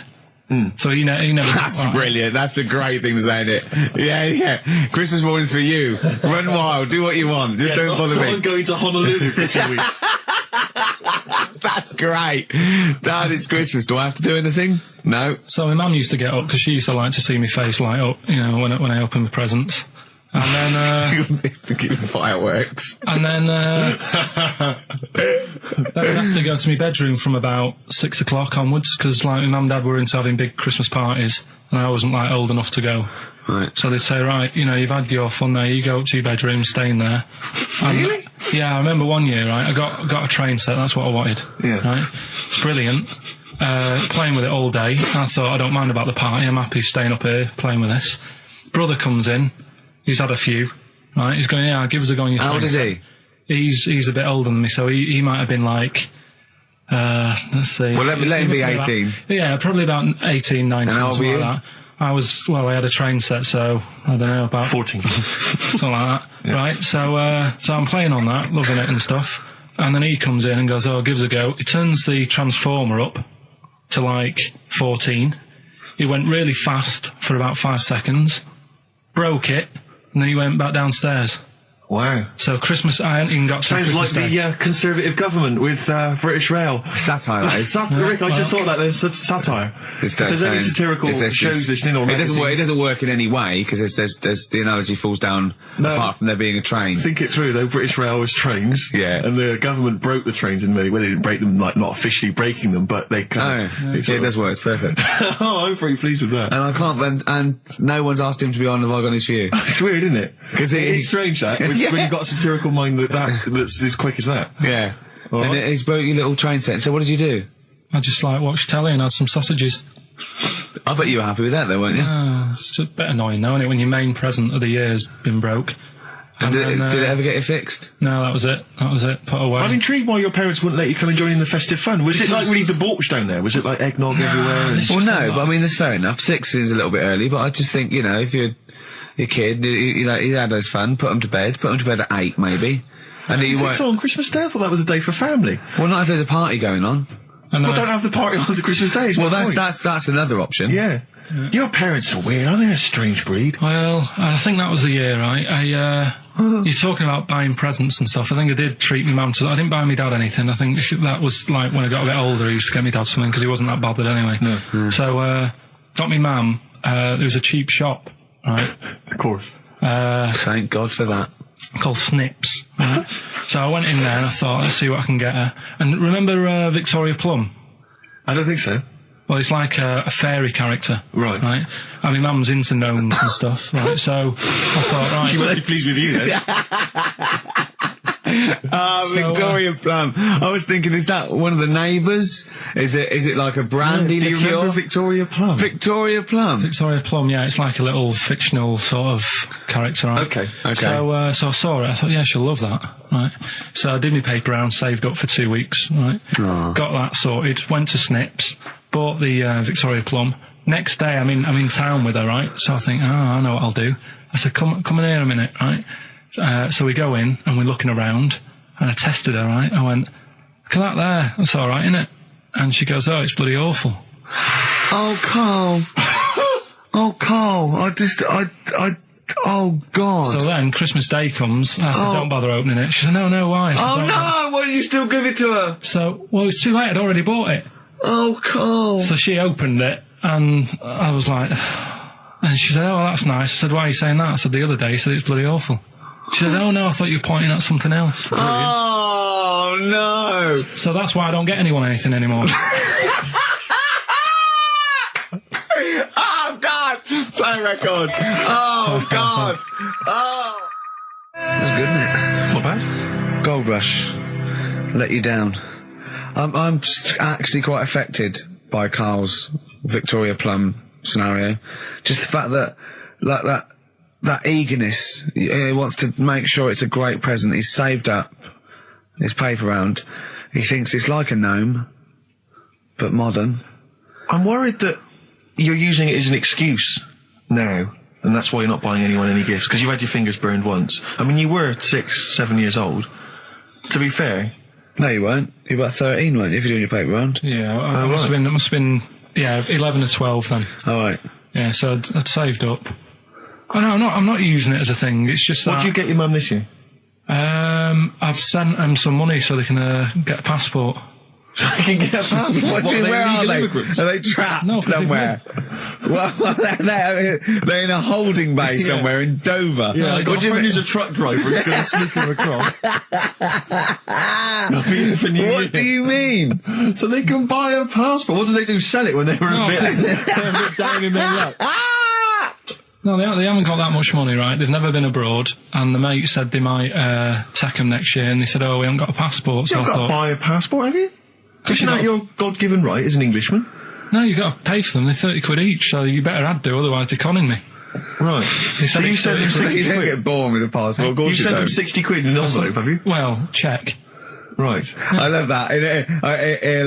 He'll be watching telly and France will come on and he'll go, oh, what do you think of that? She goes, it looks bloody awful. Yeah, don't open it. No. Don't open it. Yeah. Don't open it. So you've not paid for a holiday for them? No, I've just sorted out well, it's the better prize, isn't it? Because they can't go anywhere without it. Well, the passport keeps on giving. Yeah. So 10 years. That is, yeah. So, but no, I never used to, I can't think of other things. I used to get me dad once I started getting him stuff, it used to be a dressing gown, and then, but as an extra surprise, I used to put like a cigar in the pocket, so he'd think that was it. Yeah. Then he'd put it on and put his hand in the pocket. Right, and then he'd just hit you because he thought you'd nicked it. Oh, dear. So you bought him a jacket with a cigar? That's quite thoughtful. Did you sneak a cigar once one Christmas? Yeah. Well, that's when they used to have like the big do's, like I say. You know, they were known for it. Like the whole estate used to know that. You know, we were having a party. Yeah. So they'd all come round. So they'd all come round and just have food and drink and that. I cannot imagine how unpleasant that must have been. Awful. And you locked in your bedroom with a broken train set. Yeah, and looking at Victoria Plum, whatever that was. In the bin. Oh, in the bin, yeah. And hear a mum saying, and he got me this. Isn't this piece shit? Of rubbish. You could hear him just throwing it against the wall and laughing. And all the neighbours laughing. And you'd come down and just be in pieces with loads of spit on it. Just loads of gob on it. Eyes. And all the Polaroids of them just like laughing at him, pointing, stamping on it. All right. That's brought all flooding back. But no, I used to get up in the morning and then like they'd still sort of all be there asleep on the floor and on the sofa. That's awful. That's terrible. Christmas is surely the one day a year which is a family thing. It's for the kids. They're the ones that was Boxing Day. Well, I know. That's all right. It's over. Yeah. Back on the bike. All right. Who's going to pay for this? What, me? Yes, Karl. You're doing 2 rounds today. Yeah, what's your paper round supporting the entire family? No, so I used to get up and like go downstairs and they'd be asleep, so I'd be mooching about trying to find like another present that's still working. I love the idea that these people from the estate had, like, squashed his presents. So I found a cigar that had been sort of lit up and then put out, so I thought, I'll have a go at that. Yeah. I went outside and had a go, and that's the last time I smoked. Right. I tried it, I thought, I don't like that. I love the fact that he does everything once. Yeah. In his life, it's a line of, I've done everything once, I don't need to do it again. Teenage Fan Club from the XFM Christmas album, and that's Christmas Eve. Their guitar sounds are just brilliant. They're just always so nice. Alright, Karl, would you like that? Would you like Teenage Fan Club? Yeah, they're good. Karl, I feel like you've never kind of enjoyed the wonder of Christmas. I can't ever get the sense, maybe except when you were very, very young, that kind of bright-eyed, thinking of Santa, kind of landing on the roof and coming down the chimney and drinking the sherry or whatever. So I like the idea of it, right? Sure. The sort of, I used to get a couple of annuals every year, So did I, yeah. And I was allowed to open one on Christmas Eve. Oh, that's brilliant. So they could throw it on the fire. I think a quick skim through, do the word search right. Yeah. I think that's a light of a cigar off the cooker. Well, anyway, listen, a good friend of ours, Ross Noble, the comedian, brilliant, he gave me this picture, Karl, which he's got from a magazine. He loves you. And I have to say, I think this... I just looked at it then. Obviously, it's not going to mean much to the listener. Oh, this is self-indulgent. It is currently available. I think it's in the current edition of Bizarre magazine, so you might want to buy that. It's not horrible, though, is it? There's a certain grotesqueness about it. Oh, it's a deformed person, isn't it? Well, to a degree, but I think what it's going to do for Karl is give him, I think for you and I, Rick, we're going to see his face light up, brighten up, like opening a wonderful Christmas gift. Oh, you know what? I think I've seen this. Is this the one with the kid with the big head? I'll be honest with you, Karl, it is. Have you seen it already? Yeah. Let me just show it to you again so you can kind of I haven't seen it. It's like... Yeah. We shouldn't be laughing at that. No, but that is like the kid who I went to school with. That is the same. That can't be the same. So do you recognise him? Seriously, that is the same thing he had. I have to say, it does look like it's been computer generated. It's so odd. Yeah. But look at the child's face. I know. Look at his reaction. Don't take another photo of me. I'm not sure this is right. Well, the thing is, right, you were just saying about what are you, about Christmas. That's the funny thing, right? Because in our house, there's no one who's religious, right? No. My dad got annoyed when I went to church that day. He was like, what are you doing that for? Of course. I went to see a gig in Liverpool. Remember the band The Christians? Yeah. He thought I'd join some club. Yeah. I said, I've been to see The Christians. He was saying to me, man, what's he doing going out with them? Yeah. And then the other thing is, because I'm not christened or anything, my mum used to say to me, don't tell anyone that, because there's witches and stuff. I want to go back and see his upbringing. I just want to go back and see him at 7. One day in the life of Karl, age 7. Just to have 3 ghosts visiting tonight. And take him back through time. But we could go with him. We can be some of the ghosts. Yeah, the ghosts of Christmas past. Remember this? That's incredible. Because there's witches. Don't tell me what. Just she thought. So she wasn't Christmas, but she thought maybe someone could take your soul because you weren't christened. It's like there's cults and that, isn't there? And if they find out you're not christened, then right. I don't think they care. I don't think a lot of cults care. Well, but what can they do if you're not christened? I don't know. I just said all right because then through that time there must have been a time when. But hold on, now they know. Yeah, but I'm older now, so I'm all right. She used to worry about me playing out on the street. Oh, she was worried about whether you were naive and stupid and easily led. Well, yeah. No. Good point. No, you're right now. Yeah. So, yeah. Good. Rockbusters. Rockbusters. Well, tell the prizes, Steve. Yeah, we have Christmas gifts. This is Christmas gifts. I don't know if you'll receive them in time to actually pass them off as gifts. I wonder if I can tell that Ross Noble story that he told us. I don't know. We'll have to discuss that when the record's playing. Okay. All right. Okay, so you heard a track from it just then. This is the XFM Christmas album. I think that's been knocking around here in the office for years, hasn't it, Karl? Or is it new this year? It was brought out about 2 years ago, but the Christmas songs are... Christmas songs. Yeah, it's not bad. There's got bands on there like the Dandy Warhols, the Webb Brothers are on there, Drugstore, Bell and Sebastian, Flaming Lips, all sorts. So we've got that to give away. We've also got this Smashing Pumpkins compilation, which we've seen, again, that seems to be knocking around for weeks. Another one of those 50 years of the greatest hit singles. I don't know, Culture Club's on there, Queen, obviously. I've just seen the cult film. Yeah, the cult film will come back to you shortly. This, I think, is one of the most exciting gifts.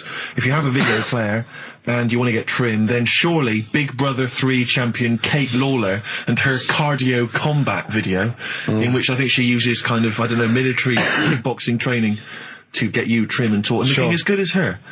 then you can get that as well. We've also got a exclusive 7-inch single from the White Stripes, a kind of Christmas single. Is that from them? Yeah. That must be quite rare. That's probably the only thing. That is rare. That is worth something. And the current Badly Drawn Boy album, Have You Fed the Fish, which I think is slightly mediocre. They've gone up, actually. I think that the level of prices there has gone up. Not a bad selection, but here is the big movie. And actually, I have to say, this is not a bad one. It's not. Again, it's not terrible at all. It could be worse. It's James Caan in the original Rollerball, not the disastrous remake that came out recently, but the DVD version of Rollerball. So that's there as well. So something fairly interesting. That's worth winning. Right, come on then. Let's do Rockbuster. Well, will we play a song to give people time to get a pen and paper and that? Yeah. So we're doing it next. Yeah. Vines was Jackson on XFM 104.9. Ricky Gervais with me, Steve Merchant, and Karl Pilkington, the man of the moment, with his Rockbusters coming your way with all those great prizes. Yeah. Right, we're doing it now? Yes, sir. I know it's Heat magazine sort of put a bit of a spanner in the works. Why? Because they were saying, maybe it'll be a Christmas edition of Rockbusters. And I'd already sorted them out. I wouldn't worry, Karl. Well, what I've done, I've cleverly tweaked them to make them Christmassy. So the Christmas bit in it has got nothing to do with it whatsoever, but I just thought... So you mean the clues have a Christmas element? Well, yeah. But it's nothing to do with the answer. It's nothing to do with the answer. Right.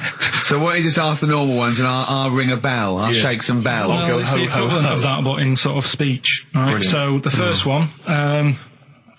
there's a load of letters there asking for advice. Put them on Claire's desk. Oh, and have a good Christmas.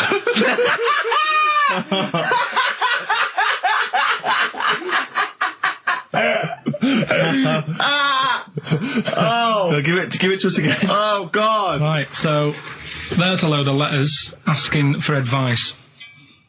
Put them on Claire's desk. Oh, and have a good Christmas. Right, but bear in mind, people, that the Christmas element may not be relevant to these that's got nothing to do with it. I don't want to... Okay. And the initial there is F, right? That's F. All right. Right, the second one. Ask your mum if you should, after you've wrapped the presents. Right, so ask your mum if you should.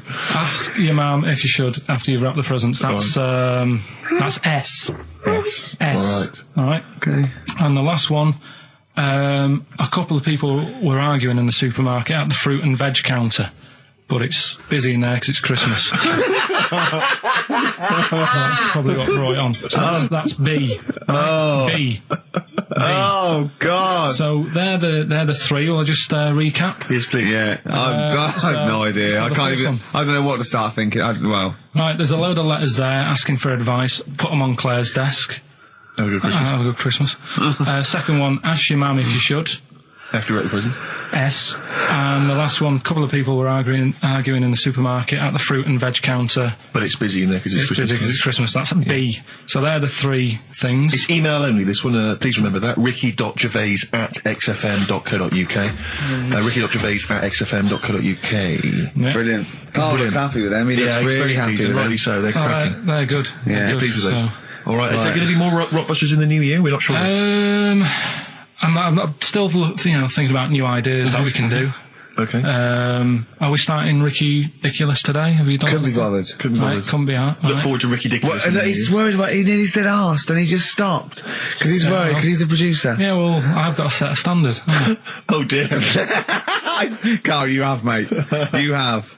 So that's that. We've still got to come... I'll tell you what. Why don't we have a lovely tune, right? You make the tea. We're opening these biscuits from Alexandra. Yeah. We'll be enjoying that, right? Maybe segue so we can have a nice little, rest. I don't want to talk through it. It'd be rude. And then we're coming back, and as part of, Parkinson, and Do We Need Them? Do We Need Them? Yeah. Carl has interviewed an expert on jellyfish. Brilliant. So we've got that. Plus, of course, we've got a two-part Educating Ricky. You've got Educating Ricky still to come. With a Christmas theme or not?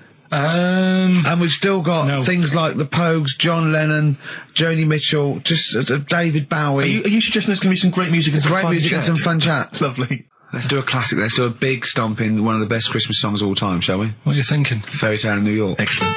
Fairy Tale in New York. Oh, it's always amazing. Pogues featuring Kirsty McCall on XFM 104.9, the Christmas edition. Indeed.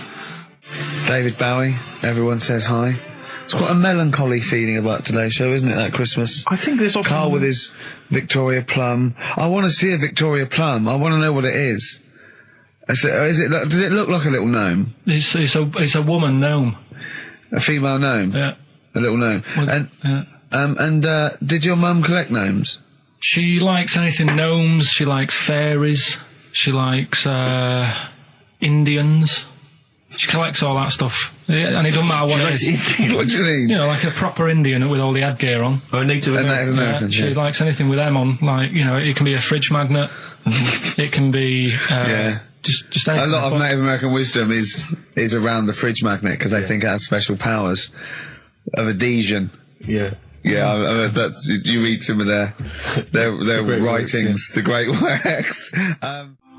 Snowbird from Mark Heights are part of his covers album. He's so happy that the XFM listeners understand his stupid clues, and he knows it annoys me. We've got some right answers. We'll be giving out the answers just quickly, just in case someone sort of missed one of them. I'll just quickly do them, yeah? Yeah, go on. First one, there's a load of letters. There's a load of letters there asking for advice. Put them on Claire's desk. Oh, a Merry Christmas. Ask your mum if you should.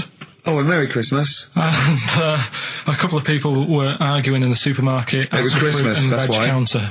And that's B. Okay, we'll give those answers out shortly. Yeah. I just have to show you something, Rick, before we move on. I know we've got another Educating Ricky, but someone just sent this in. Yeah. They've been looking on eBay for Victoria Plum. You're joking? Come here and see the photograph. Oh, God, that's fantastic. Oh, yeah. Have a look. That's it. Oh, God, he got that for his mum. It's the worst piece of tat I've ever seen. Carl! Carl. Imagine how... Oh, gutted. Carl. Imagine how... Look, think of him now, right? There it is. That's the worst thing I've ever seen. I'll tell you, it looks like a Diddy man gone wrong. It looks like a Diddy man prostitute. That is... Is that the one, Carl? Well, it was a different colour. I had a yellow at mine. No, but look, how do they get... Tell them they go into eBay. So you need to log on to ebay.co.uk. I'm sure you've used it before. It's the online marketplace, ebay.co.uk.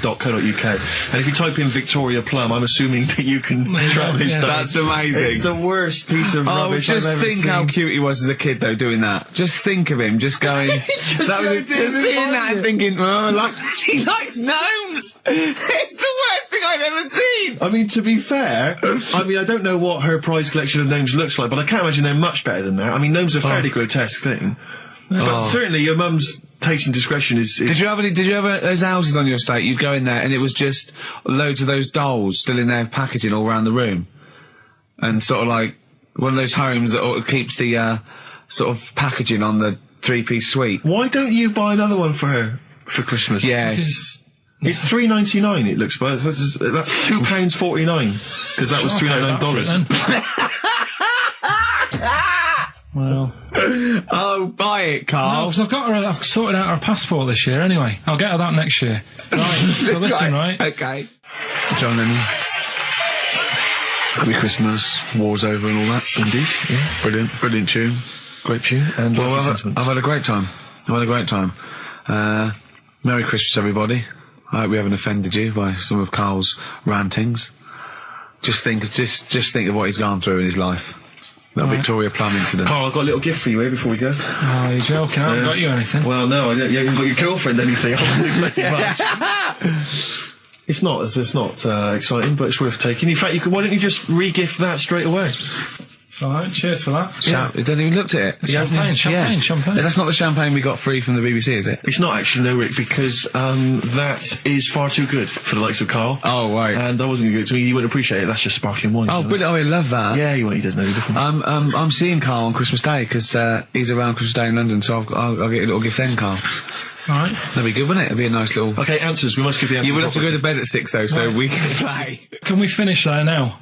Yeah. What do you mean? What do you mean? Can we finish there now? Just play the ads and go. What? No, what are you talking about? We're going to play Joey River all day. Play that then. Goodness me, Karl, look at you. We haven't got time. Merry Christmas, Karl. Merry Christmas, Karl. Enjoy the show. Let's give him a little kiss. A little kiss. Oh, no, with tongues. It's Christmas. No, don't. Stop messing about. Get out! Can I just ask Karl how he got on over Christmas? Because the last time I spoke to him, you hadn't bought a present for your girlfriend. I had to say I was on tenterhooks all Christmas. Well, you changed it. After that show, I felt bad, even though I shouldn't have done, because Because you hadn't bought your girlfriend a Christmas present? I said to you, I booked a table at a hotel in Covent Garden, had Christmas dinner there, which was nice, right? It's good food and everything. Didn't feel like enough to me. Well, then I went out and treated some stuff, and then... No. A couple of days before Christmas, he went... I took Suzanne to that hotel we're going to go to for Christmas dinner. We had tea and cakes.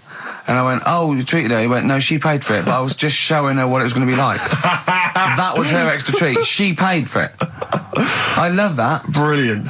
Yeah. Well, it was it was like 150 quid for a meal for two, which is pretty dear. So I'm not going to buy her cakes as well. I love that! All right, love, have anything you want. You pay for your own pudding. I'm not mental. Yeah. So you treated her to some other stuff? Yeah, some bits and bobs. What, so she chose them and you paid for them?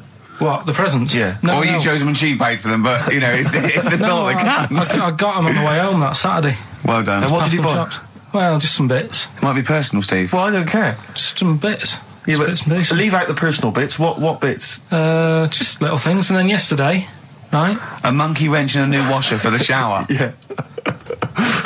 Some recordable CDs that you need for your job. Oh, dear. Now, when you gave those presents to her, did her face light up?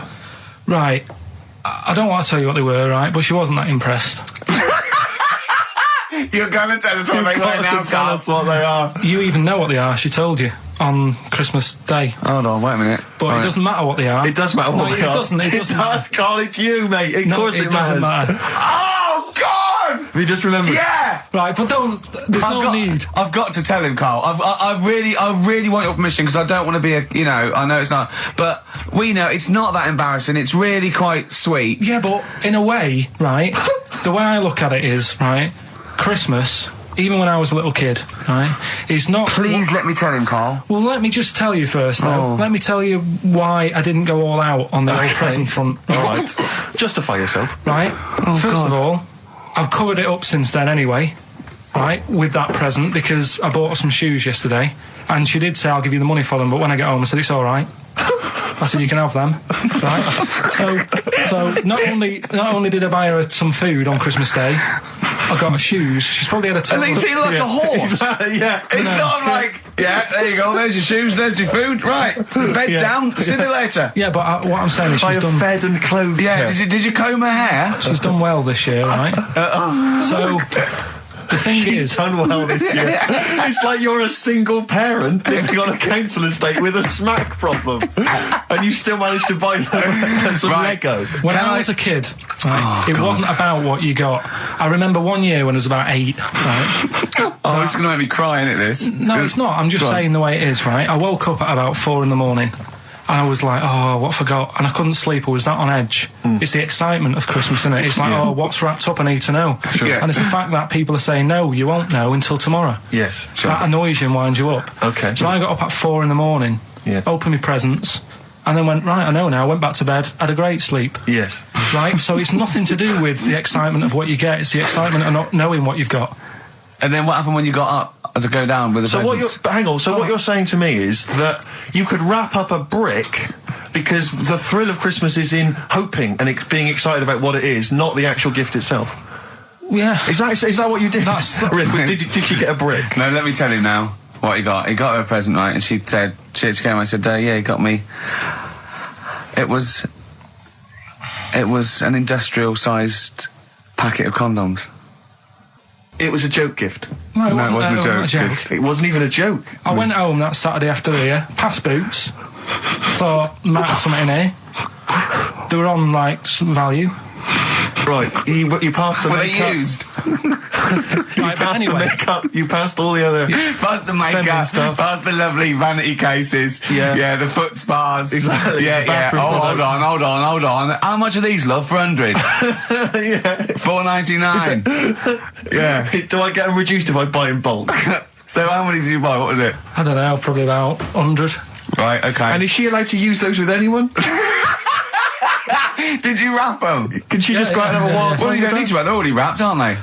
Oh. And then what did she say when she opened them? No, wait, Carl, what did she say? Right, play a record and we'll come back to this. You're worse than my father, that's genius. made famous, of course, by Jimi Hendrix. Yeah. That's All Along the Watchtower, as originally done by Mr. Bob Dylan.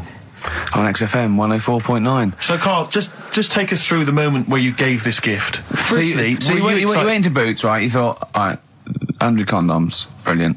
Okay, did you wrap it up? I don't know if it was 100, probably 80. Right, okay, yeah. Right.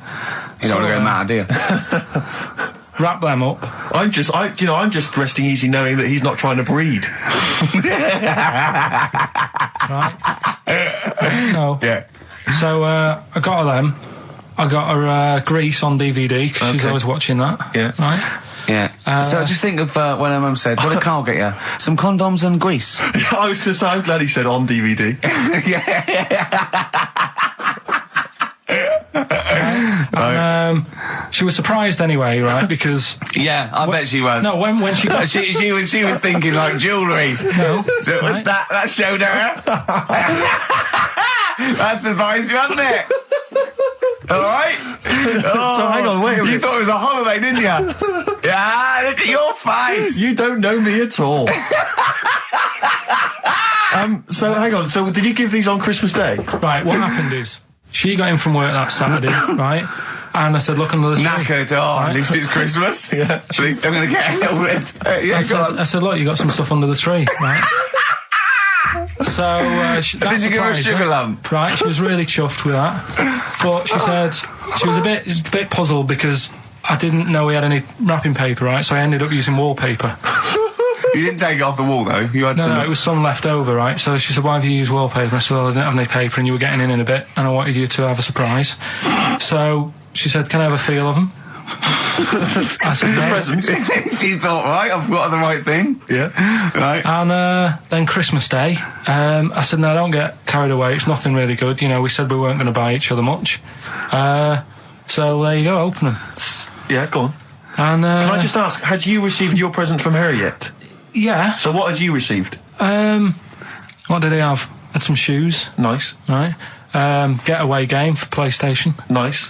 I'm just totting up the value of those. And just also think about how much fun and pleasure you get from them. Yeah. Although, of course, condoms, I can see the the appeal. Well, okay. So I think but also add to that bit 150 quid for a meal. If you're going to start totting up, 150 quid for a meal. I bought some shoes, 72 quid. Yeah, that was after the event, though. Doesn't matter. All right, so you'd received these, dare I say it, thoughtful and nice gifts. You handed over the box of condoms. They were wrapped up. She unwrapped them. Yeah. Go on, take us through it. Walk us through it. Well, it's not something you play with on Christmas morning. Oh God! Oh, but when she opened what did them, she say? What did she say? Well, I wrapped them twice as well, so she thought it was something really good. Extra protection, right? And so she thought it was something really good. And then the disappointment would be doubled. Yeah, go on, yeah. And then she just opened it and went, "Oh yeah, so what's on the telly?" And that was that. Ungrateful. What an ungrateful woman that is. Well, fancy not wanting. I told her a box of economy condoms from Boots. I said to her about the thing about, it's all about the surprise and that, innit? Yeah. You explained that to her? Yeah. What, after she'd unwrapped it? Yeah. Thoughtful. And she was all right about it. Yeah. She understood.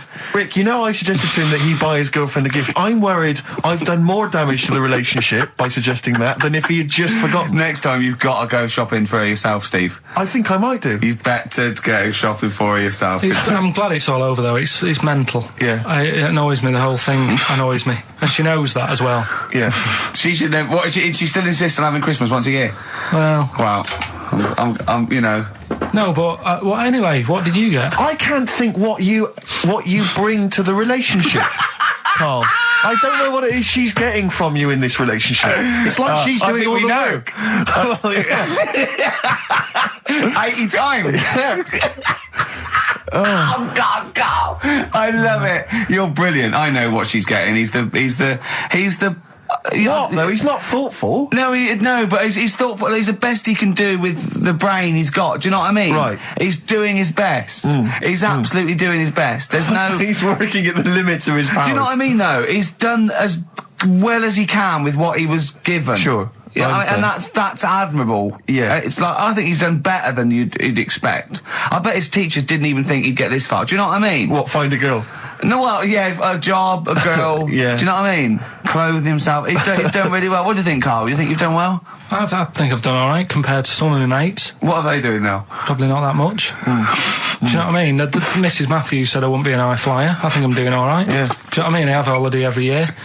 Got somewhere to live and that. Yeah. Got a new flat, haven't you? Yeah, so...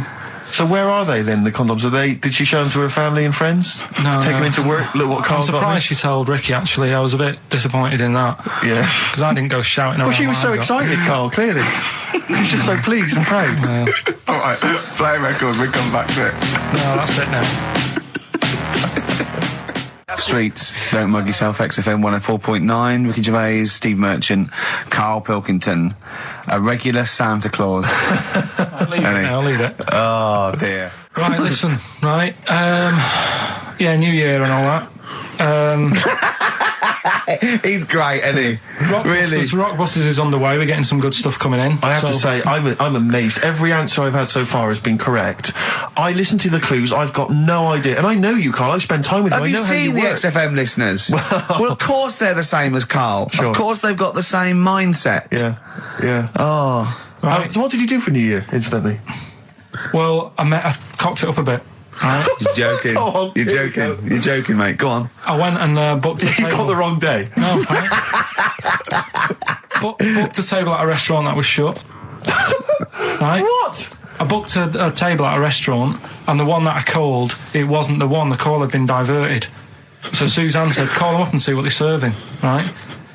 Because I forgot to do that when I booked the table, right? That's right, anyway. Because the thing is, right, it's a restaurant in Covent Garden, but they've got one in Victoria. But when they answered and they said, no, Victoria, I thought that was the person who was answering the phone. Do you know how some people say the name? Right. So then when I called them up and said, you thought he sounded a bit funny. Right? So...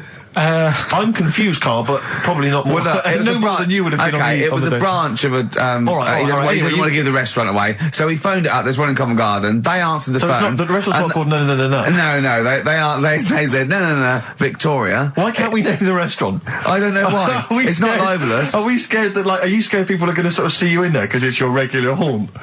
No, it's just that, you got to pay for stuff, haven't you? Right. I mean, it's... Okay, anyway, so you've got... I mentioned it before New Year, but it's not... So did you go all the way to the restaurant to find out that it was closed? No. What happened is I called... Was that the name of the restaurant again? Right, the restaurant's called Christopher's. They've got one in Covent Garden, they've got one in Victoria. He phoned up, he went to book, it's a lovely restaurant, I've been there often, I recommend it to him. He phones up, said, can I have a table for he said, no problem, sir. Right? And then, Suzanne said, oh, you better call up, see if they've got any haddock on the, menu. And he went, hello, and they went, hello, Christopher's. Victoria went, Victoria? They went, yeah. He went, oh, no. That's it, innit? So then I just said, no, forget it. I'm not going all the way over there. Right. So I cancelled it, right? So then I called up Suzanne and said, look, I've made an error. The place we were going to is shut. Was she surprised again, or? So we're not going. So she said, oh, try some other places. And I did. They were all booked up, right? I was fed up anyway. I hate New Year. It's always like this, isn't it? So I said, look. You know the common factor in all these stories? You hate Christmas, you hate birthdays, you hate New Year. It is you. Right? Yeah. So...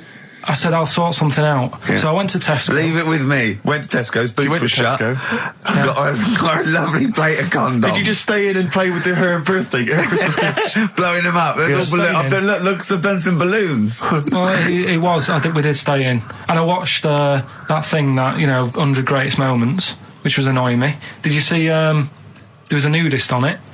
You know how I feel about them? Yeah. Right? Did you see him? Man with two knobs. There was a man with two knobs on it, and a nudist who just wanders about the house. But it said, and when he visits people, I was thinking, who lets him visit? I go, exactly, yeah. But you must go there with trousers on and go, hello, lovely to see you. Go, just pop all these off. Or not really, no. And I tell you what annoyed me the most, they had a white sofa. If you were a nudist, you'd get a darker one. Right? So anyway, right, so we ended up watching that. That annoyed me. And then I was tired by about 11, and I said, oh, let's go to bed. And she said, you can't. And that annoys me, the fact that because it's New Year, you got to stay up. And it's like, well, why? Can't we just... They should bring it forward, so in case you want... To quarter to 10. Well, you stay up, and it's like my eyes were dead heavy, and I was like, oh, I want to go to sleep. So just stay up, and then it's midnight, and you go Happy New Year, then you go to bed. Yeah. Well, not everyone, Carl. Some people have a little party. So it's over with anyway. Yeah. Sorry, are you 86 years old? 86 on my nerves. Do you ever enjoy it? You never seem to have any fun, Carl. This is what disappoints, this is what worries me. I feel like you're going to die. You're here, you're here, Carl, with us two. We've got three, as I was just saying to Steve, three of the greatest comedy minds ever in one room, and Steve pointed out since the goodies. True. Do you know what I mean? Well, I mean, it should be party central. Yeah. So anyway, right, so this is when I spent time thinking of new ideas. Right. We've got Rockbusters, that's rolling. There's people coming in, they're getting them right. I don't understand it myself. As ever, Rick, you'll be amazed and confounded. So I don't know the answer, and I haven't looked at the answers. I just like that moment. It's like when you go down Christmas and you're excited about a present, and it's like some condoms. You know what I mean? Well, I love that. that moment. Yeah. I don't know how he's going to top that next year. I don't know how he's going to top that. All I can think of is some corn plasters. Right. It's all right, love. The batteries are included. Got you a pumice stone. Right, now, and then we went on to a whole thing about homeless. He wants to do a game show with celebrities being homeless for a week. What do you think? Actually, I've got to say, that's not bad at all. It's not bad, is it? No. Right, do you know how, like, Lenny Henry went to the jungle? Yeah. Right? And you've got who else did it? John Lovely made slippers out of a bra. Right? So I'm thinking, like, get a celebrity and say to him, no, just because, I'll tell you why, right? I'll tell you why all this came about. When I was walking back from that Christmas meal that I bought my girlfriend for 150 quid. Right? Lest we forget. Right? I was walking down Mortimer Street and there was an homeless fella there, and it was like, oh, you know, it's really, really bad. But the weird thing is, it was about, I don't know, probably about 8 o'clock. Yeah. No, about 9. Right. And he was asleep. And I just thought, do homeless people ever think, you know, I think I'll have an early one tonight? Right? That's what got me thinking. It's a bit weird, the whole lifestyle of it, the fact that he had an early night. So the fact, what if it's a bit weird that he's sleeping not in a home, but on the street? No, it's just that if I was homeless, I'd probably stay up quite late, because it's not nice. Do you know what I mean? What are you talking about? Just being homeless isn't a good thing, is it? No. People forget how bad it is. Yeah. Right? But surely sleeping gets you out of reality. They sleep because they're tired. They can't sleep very well, so they need all the sleep they can get. Yeah, but sleeping's nice if you've got a nice big bed. What, you think that they can go, I'll stay up, I'll go to bed at 2, I'll go straight to sleep, and I'll pop up at 8 when the alarm clock goes off? Well, it's just what I was thinking, right? So I was thinking how bad it is, and it's, you know, especially this time of the year, you know. Yeah, it's terrible. It's the really worst thing.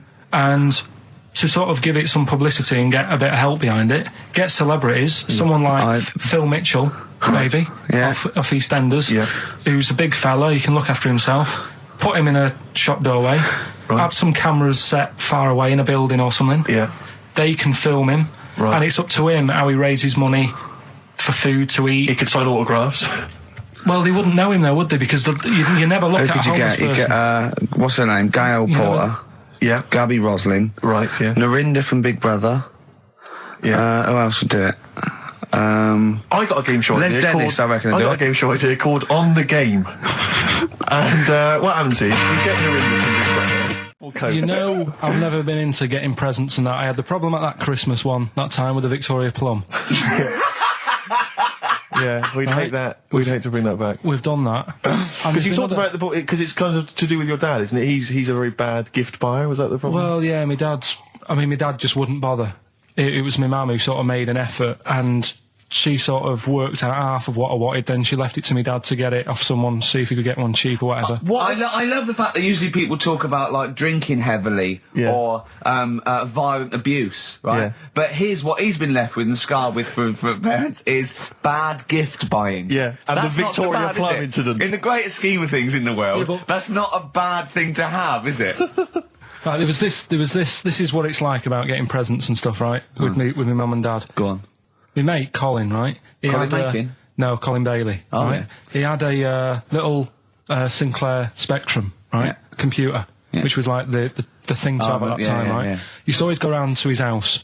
The deal was... Not the one you had to play through the window because you weren't allowed to. No, that's another lad, right? Yeah. This is a different lad. And the deal was, he came to our house, and my mum gave him a pie.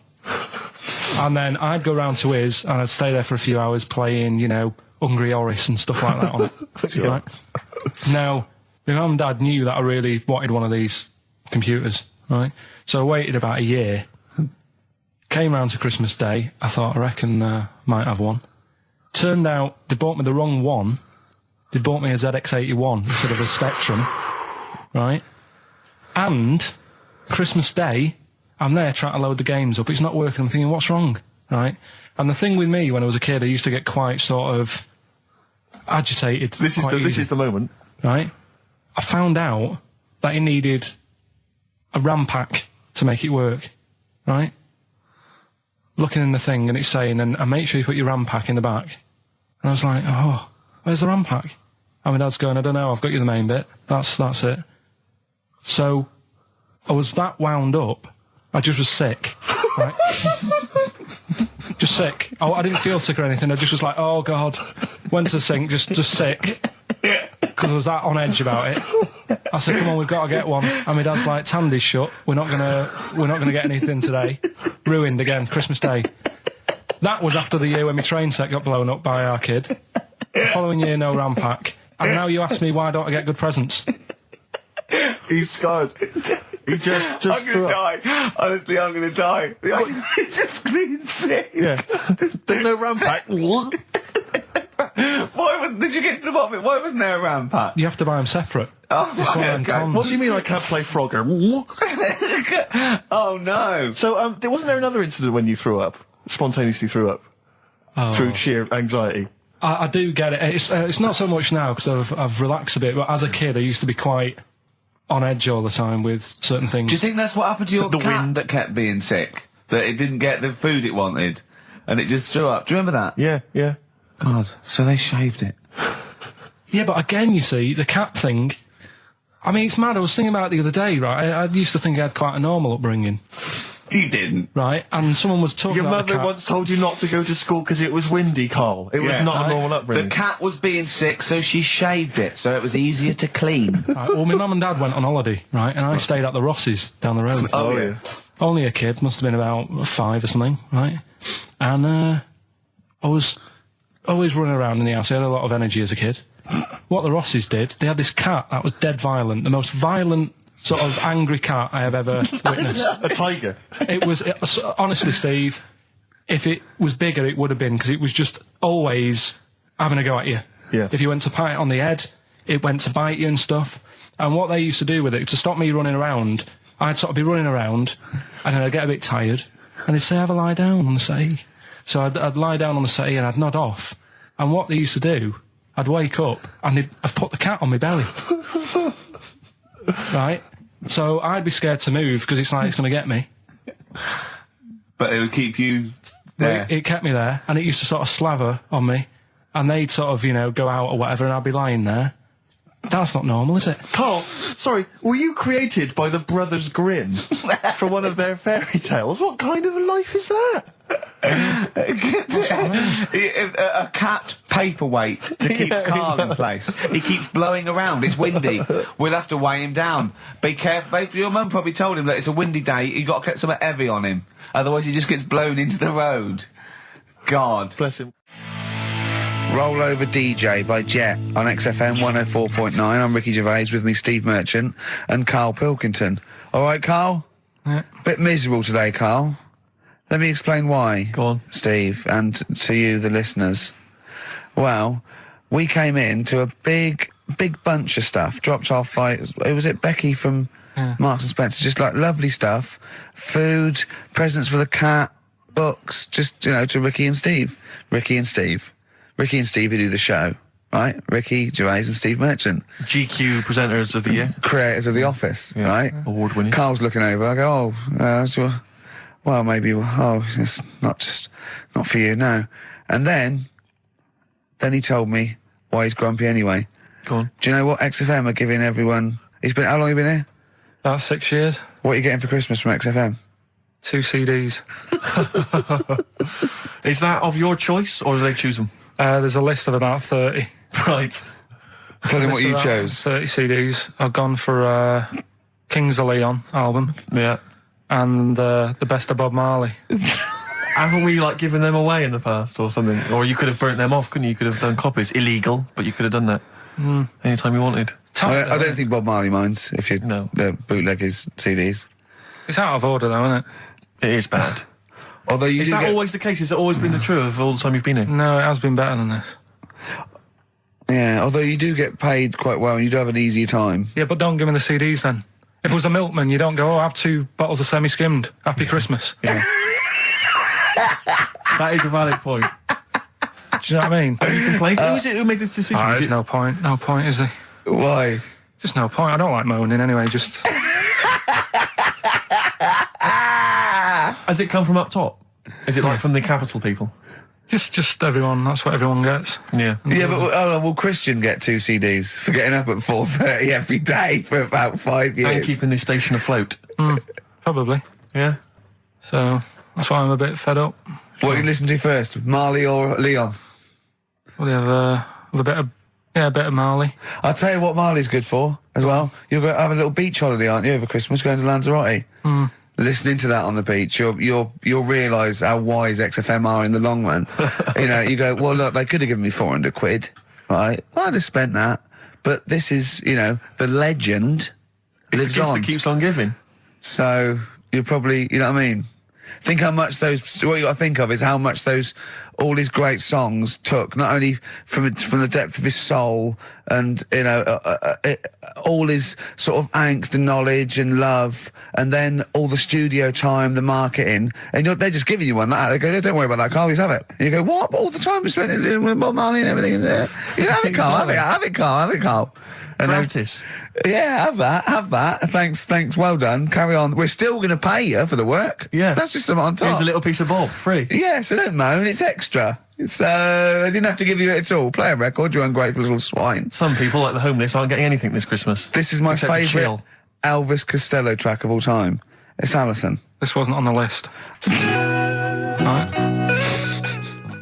Elvis Costello? Alison on XFM 104.9. So, that's it. Maybe, I'll tell you what, a good idea, Carl, just beg, just ask for other things. What do you want? What do you want for Christmas? You must have a big fan base out there willing to make you things. Maybe like a little, I don't know, pair of gloves. A little woolly hat. If you want to send a necklace in for Suzanne, that'd be handy. Oh, yeah. That's what she wants. Is Suzanne listening today? No, she's out. Right, okay, this is the dilemma. Me and Steve, yesterday, were trying to convince Carl that it would be a good idea to buy Suzanne a Christmas present. Okay? Now, why aren't you going to buy her a Christmas present? Explain, Carl, why you don't think you should buy her a Christmas present. No, well, I've told her I'll get her one, but in the new year. We're going away on holiday and that, so there's no point taking stuff away. Yeah. Going to Lanzarote next week. Just get something in the sales after Christmas for this, Yeah. Right. And me and Steve were trying to explain to Carl that she would love it if you bought her something on Christmas Day. Yeah, but she knows now. But knows what? I've told her. So no, well, I'm going to tell you. Do you know, right, this, dear listener, this was Carl's worry. I said, I bet she's got you something. And Carl was worried in case he got her something and she hadn't got him something. Yeah, he'd be livid. He didn't want to be down. He didn't want to be a present down. Yeah. Look at his face. So buy her a nice necklace. Don't spend 100 quid, just a little token. We're going away. We're taking her away on holiday. No, you're not taking her away on holiday. What, you're paying for it, are you? Yeah. Are you really? Well, half and half and that. Right. So you're paying for you to go on holiday? That's good of you. So the gift is your company, really? She's done all right. She's done all right. Why do you talk like you're 60 years old? And you've been working down the mines. I don't know, she's done all right. Do you go home to her and say, Suzanne, you're bloody lucky? I mean, you've fallen on your feet. Look who you've got. What? I'm not sure she has done all right. I don't want to be critical, but... Oh, dear. So what are you going to get in the sales? What are you going to get her? It depends. I'm thinking... I'll give her the choice. She can have Kingsley and old Bob Marley. Right, I'll let her decide there. Oh, dear. I can't wait to see you. Where are you going, Lanzarote? Yeah. Where's that? Don't know. Suzanne sorted it out. I said, Lanzarote. I said, is that Africa or is it Spain or Portugal? Just thought you don't know. What do you mean, don't know? I goes, well, what's the currency? Went, don't know. I said, Suzanne booked this one, did she? Yeah. I thought, where is it? Is Lanzarote? African or foreign, like somewhere foreign.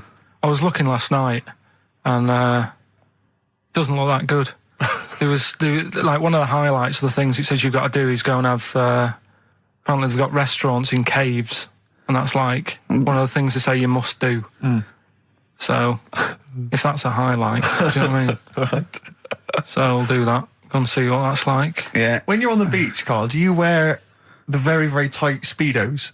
No. Do you walk around with them? Sort of longish shorts, t-shirt on, probably with a sort of a light shirt on top of that. Right, sure. So quite wrapped up then. Covered up. Do you wear a hat? Because obviously the bald head, there's risk of sunburn. No, I just put a bit of lotion on it. Lotion on there. Yeah. Just have a bit of a wander down the beach, have a look. Yeah. See if there's any old blokes with their tackle out and a backpack. I'll have to look forward to, so yeah. There you go. Yeah. Well, we're looking forward to finding out how you get on. Yeah. And interested to know what she gives you on Christmas Day. More scintillating chat after this next song. All right, bit of Placebo. Yeah, love it. Special needs. Placebo, Special Needs on XFM 104.9. Email in where Lanzarote is. I don't know if it's Italy or Spain or Europe or maybe Africa. You know, these are the sort of things, these are the reasons I come into it, to at least learn something, innit, Karl? We've stopped educating Ricky, so I've stopped learning, you know, about things like the woman who ate mud all her life. I told you something before when we were in the office. What was that? What did you teach me? They've just counted how many fish are in the sea and that. No, they haven't. They've just done a census. A census? What, of fish? Yeah, some fellas have gone in the sea and they've got to work out. There's about... This is Spratt. Is this your son? No, he's a lodger. Okay, well, let's mark him down. That's 2.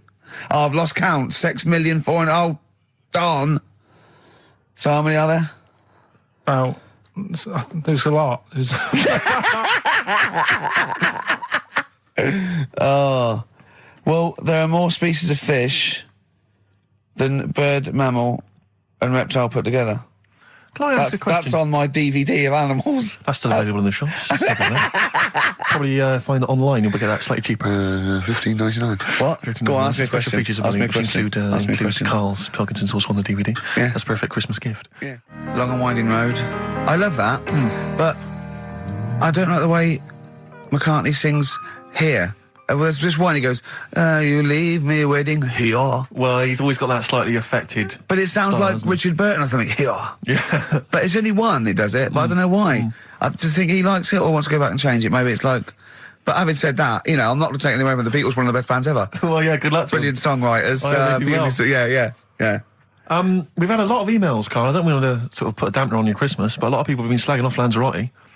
One of them just said, well, one of them just, I don't know if I can find it. It is Canaria, isn't it? It's one of the Canaries, isn't it?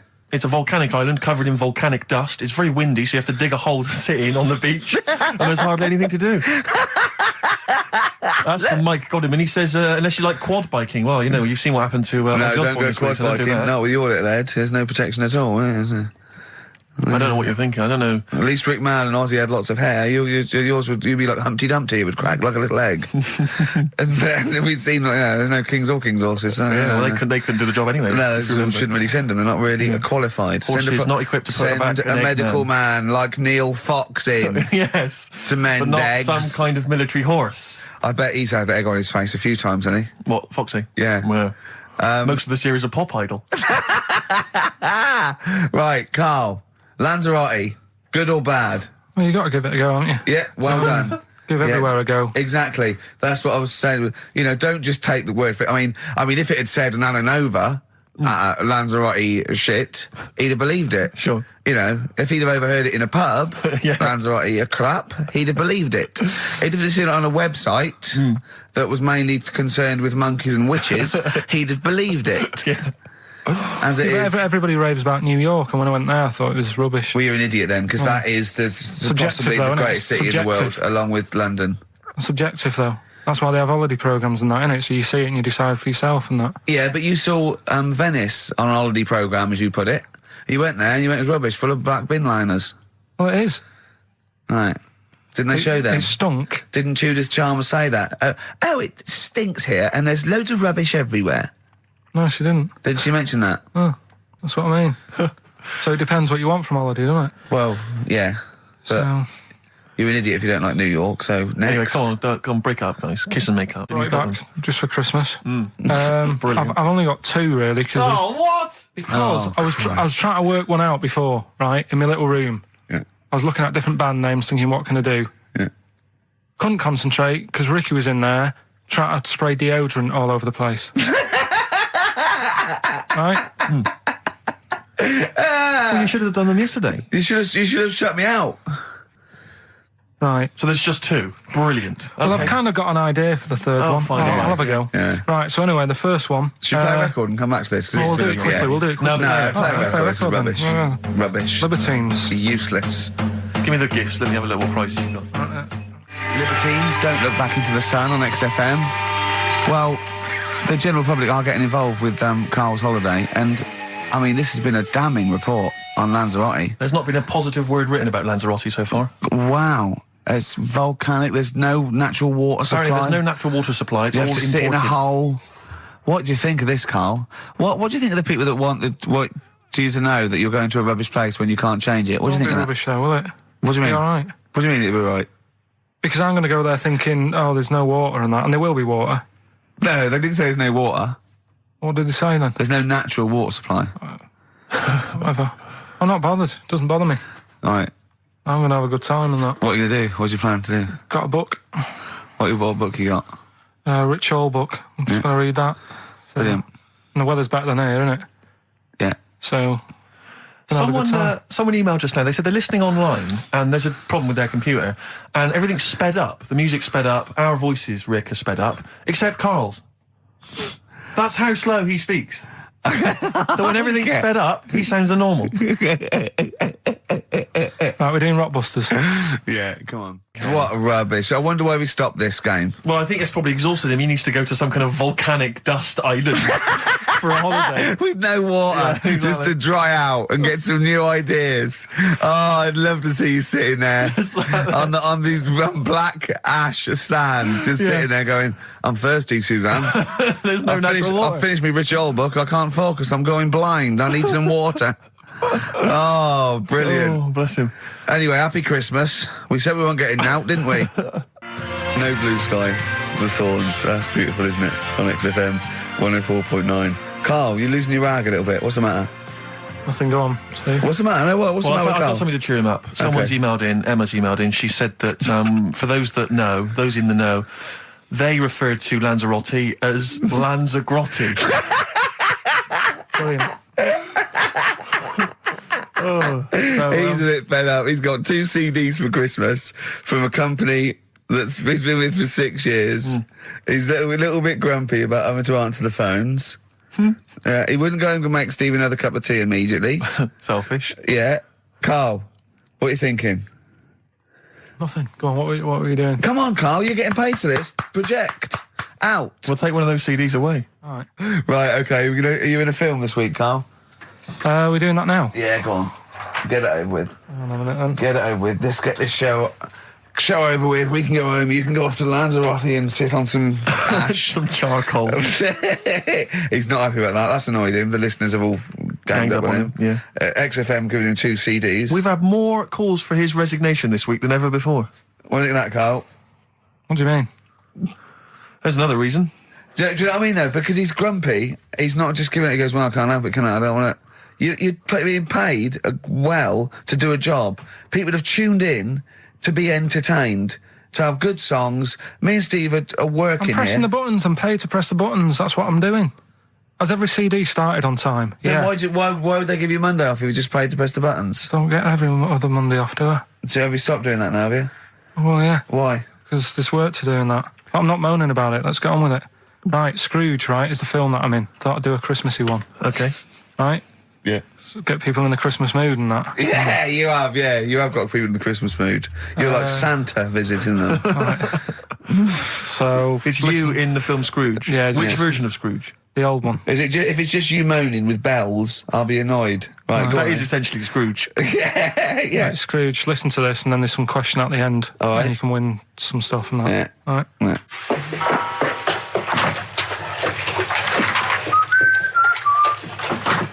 You're late. Only 20 minutes. What do you mean by coming in here this time of day?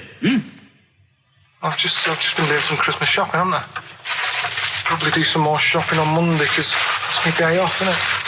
Yes, I know it is. You don't have to tell me. Do you want to see what I've bought Suzanne? No, thank you.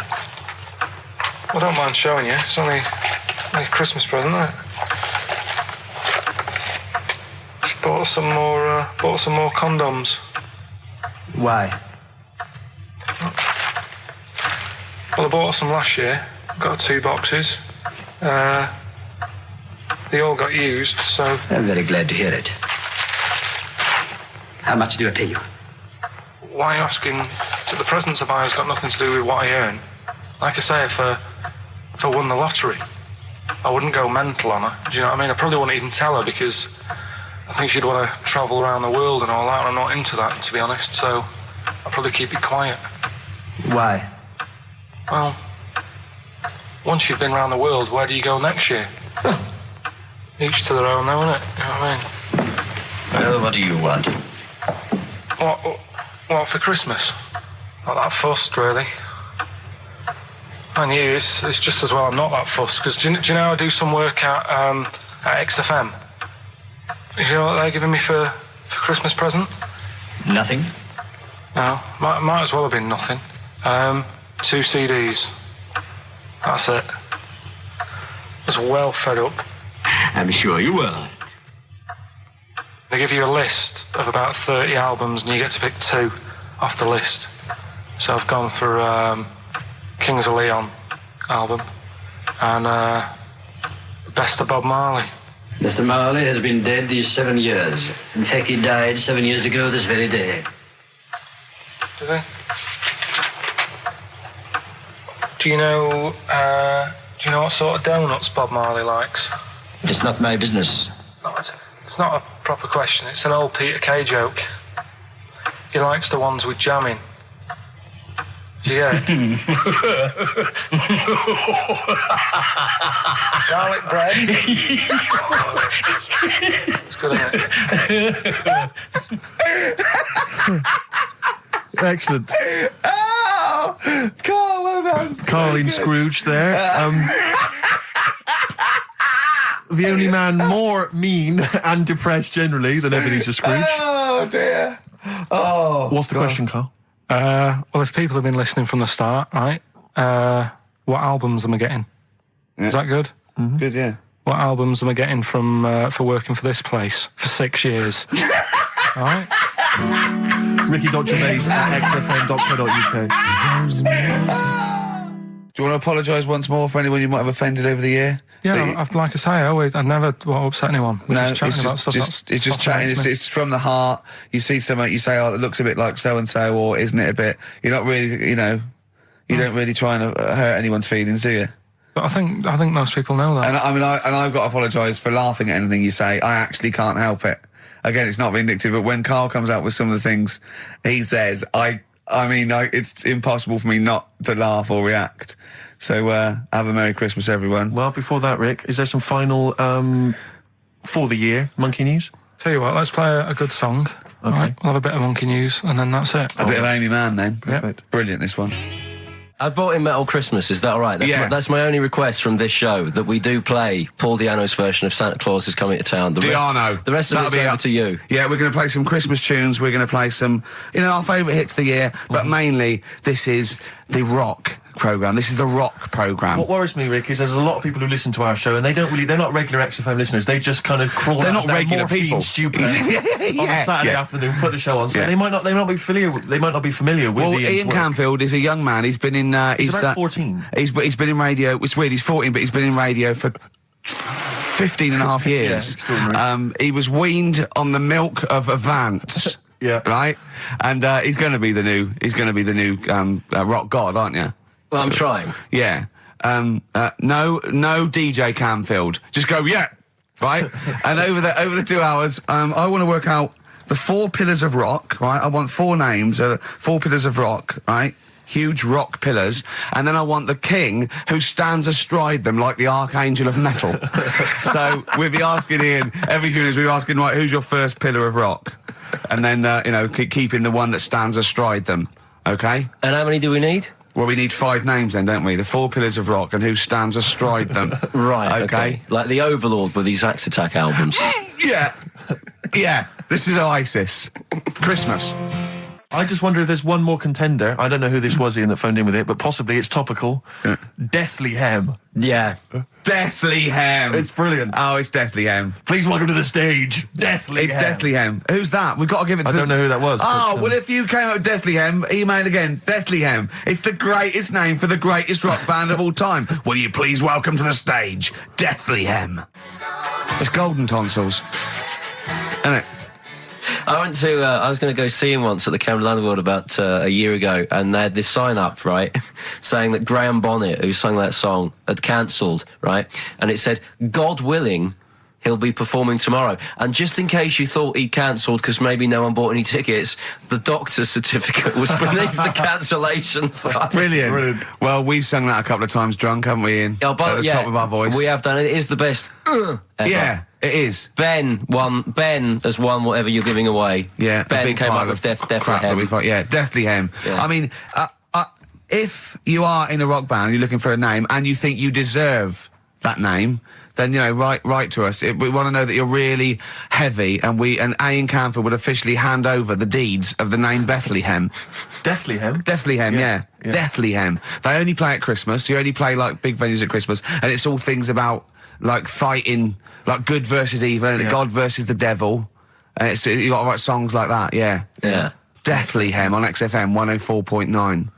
Perhaps that the debut should certainly be a concept album based on the Nativity play. Yeah, Nativity, yeah, that'd be just good. The whole kind of Old Testament in kind of rock form. Yeah, with like, it'd be extraordinary. It's the battle for humanity. Yeah, it's called Humanity Manatee, and it's a fight in the ocean of hell. Yes, sure. Yeah, sure. Yeah, I'd like to see a serpent. Maybe pictured somewhere. There'd be a serpent, isn't it? Track 4. Track 4. Yeah. I think we should give massive props and suitable regards to Ian Camphor. He's come in, he's pressed the buttons. He stood in for an idiot brilliantly. He has stood in for the retarded. It's a shame that you've not displayed some of the usual incompetence that we've come to love and expect from Karl. It's a shame. Okay, you are the greatest DJ in the world, though. The way you sort of like drop press these buttons. But you know. Every time I've pressed a button off air, Ricky's been going, "Oh, what great DJ!" It's great because he ends it. It's just brilliant.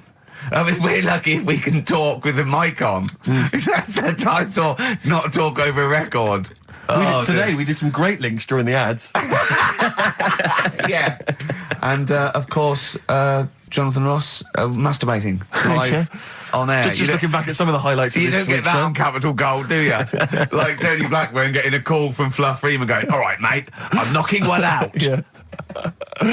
Well, have a lovely Christmas. Have a bloody great Christmas. Have a bloody great Christmas. It's the best of next week. Yep. The best of the last few weeks with some tat, Carl's put together. We're back in January. We're playing some of our favourite songs of the year. I'm looking forward to seeing Pilker's tan and pictures from his holiday. Covered in ash from the beach. Yeah.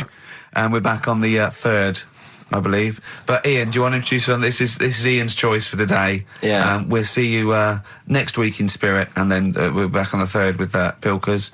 Over to you, Kampf. Enough of Jonah Louis. This is Paul Di'Anno, ex of Iron Maiden, doing Santa Claus is Coming to Town. Snow Patrol and Run. On XFM 104.9. Yeah, not bad at all. So everyone had a good Christmas though, yeah? Really? Carl, even though it was like a little bit Lanzagrotte, it was a nice Christmas. Yeah. What was the book you read, by the way? Someone just emailed in and wanted to know. What was the book you read? It was The Governor. The Governor? Yeah. Right, okay. Did you buy Suzanne a gift in the end? Which you surprised her with on Christmas Day? Yeah, after that show that we did before Christmas. Yeah. I was walking home thinking, might as well treat her then. Yeah. Went and got her a necklace. Nice. Actually, she said she wanted a necklace, but I didn't know which one, but went and got one. Yeah. And she was happy with that. Yeah. That shut her up. Yeah. But, yeah. And did she get you a gift back? She did get me something, yeah. See, we knew she would. Of course she would. Yeah, but the thing is, right, she got me a little Game Boy Advance to take on holiday because she knows I get bored. Lovely. Right? So that was good, but I was like, hang on a minute. I know how much I spent. Oh, and I know how much these are, right? But I was clever, though. When I got to the airport, I bought to get me an extra, bought me an extra game for it. Yeah. Got the value. Of course. When you were growing up, did you wait to ask your mum for sweets right at the counter so the woman would embarrass her into getting you it? What, you mean just slip it in the basket? Well, no, just wait till there's some, a stranger watching before you ask for sweets. Mum, can I have a Kinder Egg? Did you sit in front of Suzanne when it got to Suzanne, can you get me something else? Because remember I spent more on that necklace than you did, like Game Boy Advance. And the woman in Dixon's goes, oh, you better get him something else. She goes, oh, bloody hell, all right then. Nah. She did well, though.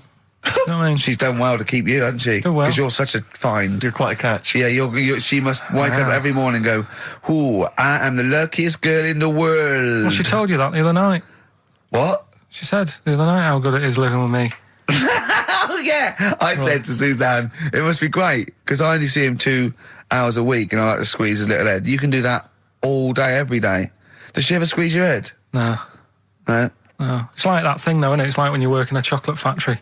You get sick of it, don't you? If it's there all the time. Yeah, she must think, well, I could squeeze that head any time I wanted. It's not worth it. I just, yeah. I didn't get my mum and dad anything this time. No, because I'm always treating them anyway. Whenever if they need a few quid, if I can help them. Well, you are the gift that keeps on giving, Karl. No, but don't just go giving anything just for the sake of it. You know what I mean? Wait for the time that's right, sort of thing. Just because it's Christmas. Because... yeah, I mean, there's no better time, is there, really? No, I just was going to say my mum and dad didn't get me anything, but they did. What'd they get? But, just some money. Mm. But, I'll get them something when the time's right. Do you know what I mean? They always need bits and pieces through the year, so... Yeah. I'll look after them. Sure. Karl's theme tune there by Placebo.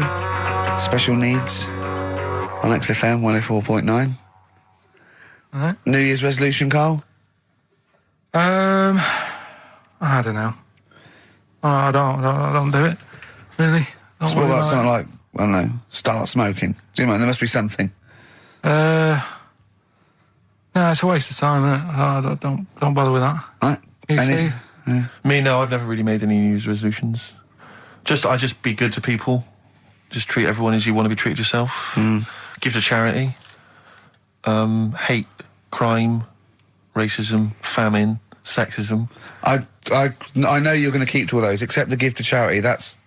Me and Karl find that a little bit hard to believe. Never going to happen. Well, you've always got to break at least one of your New Year's resolutions. Exactly.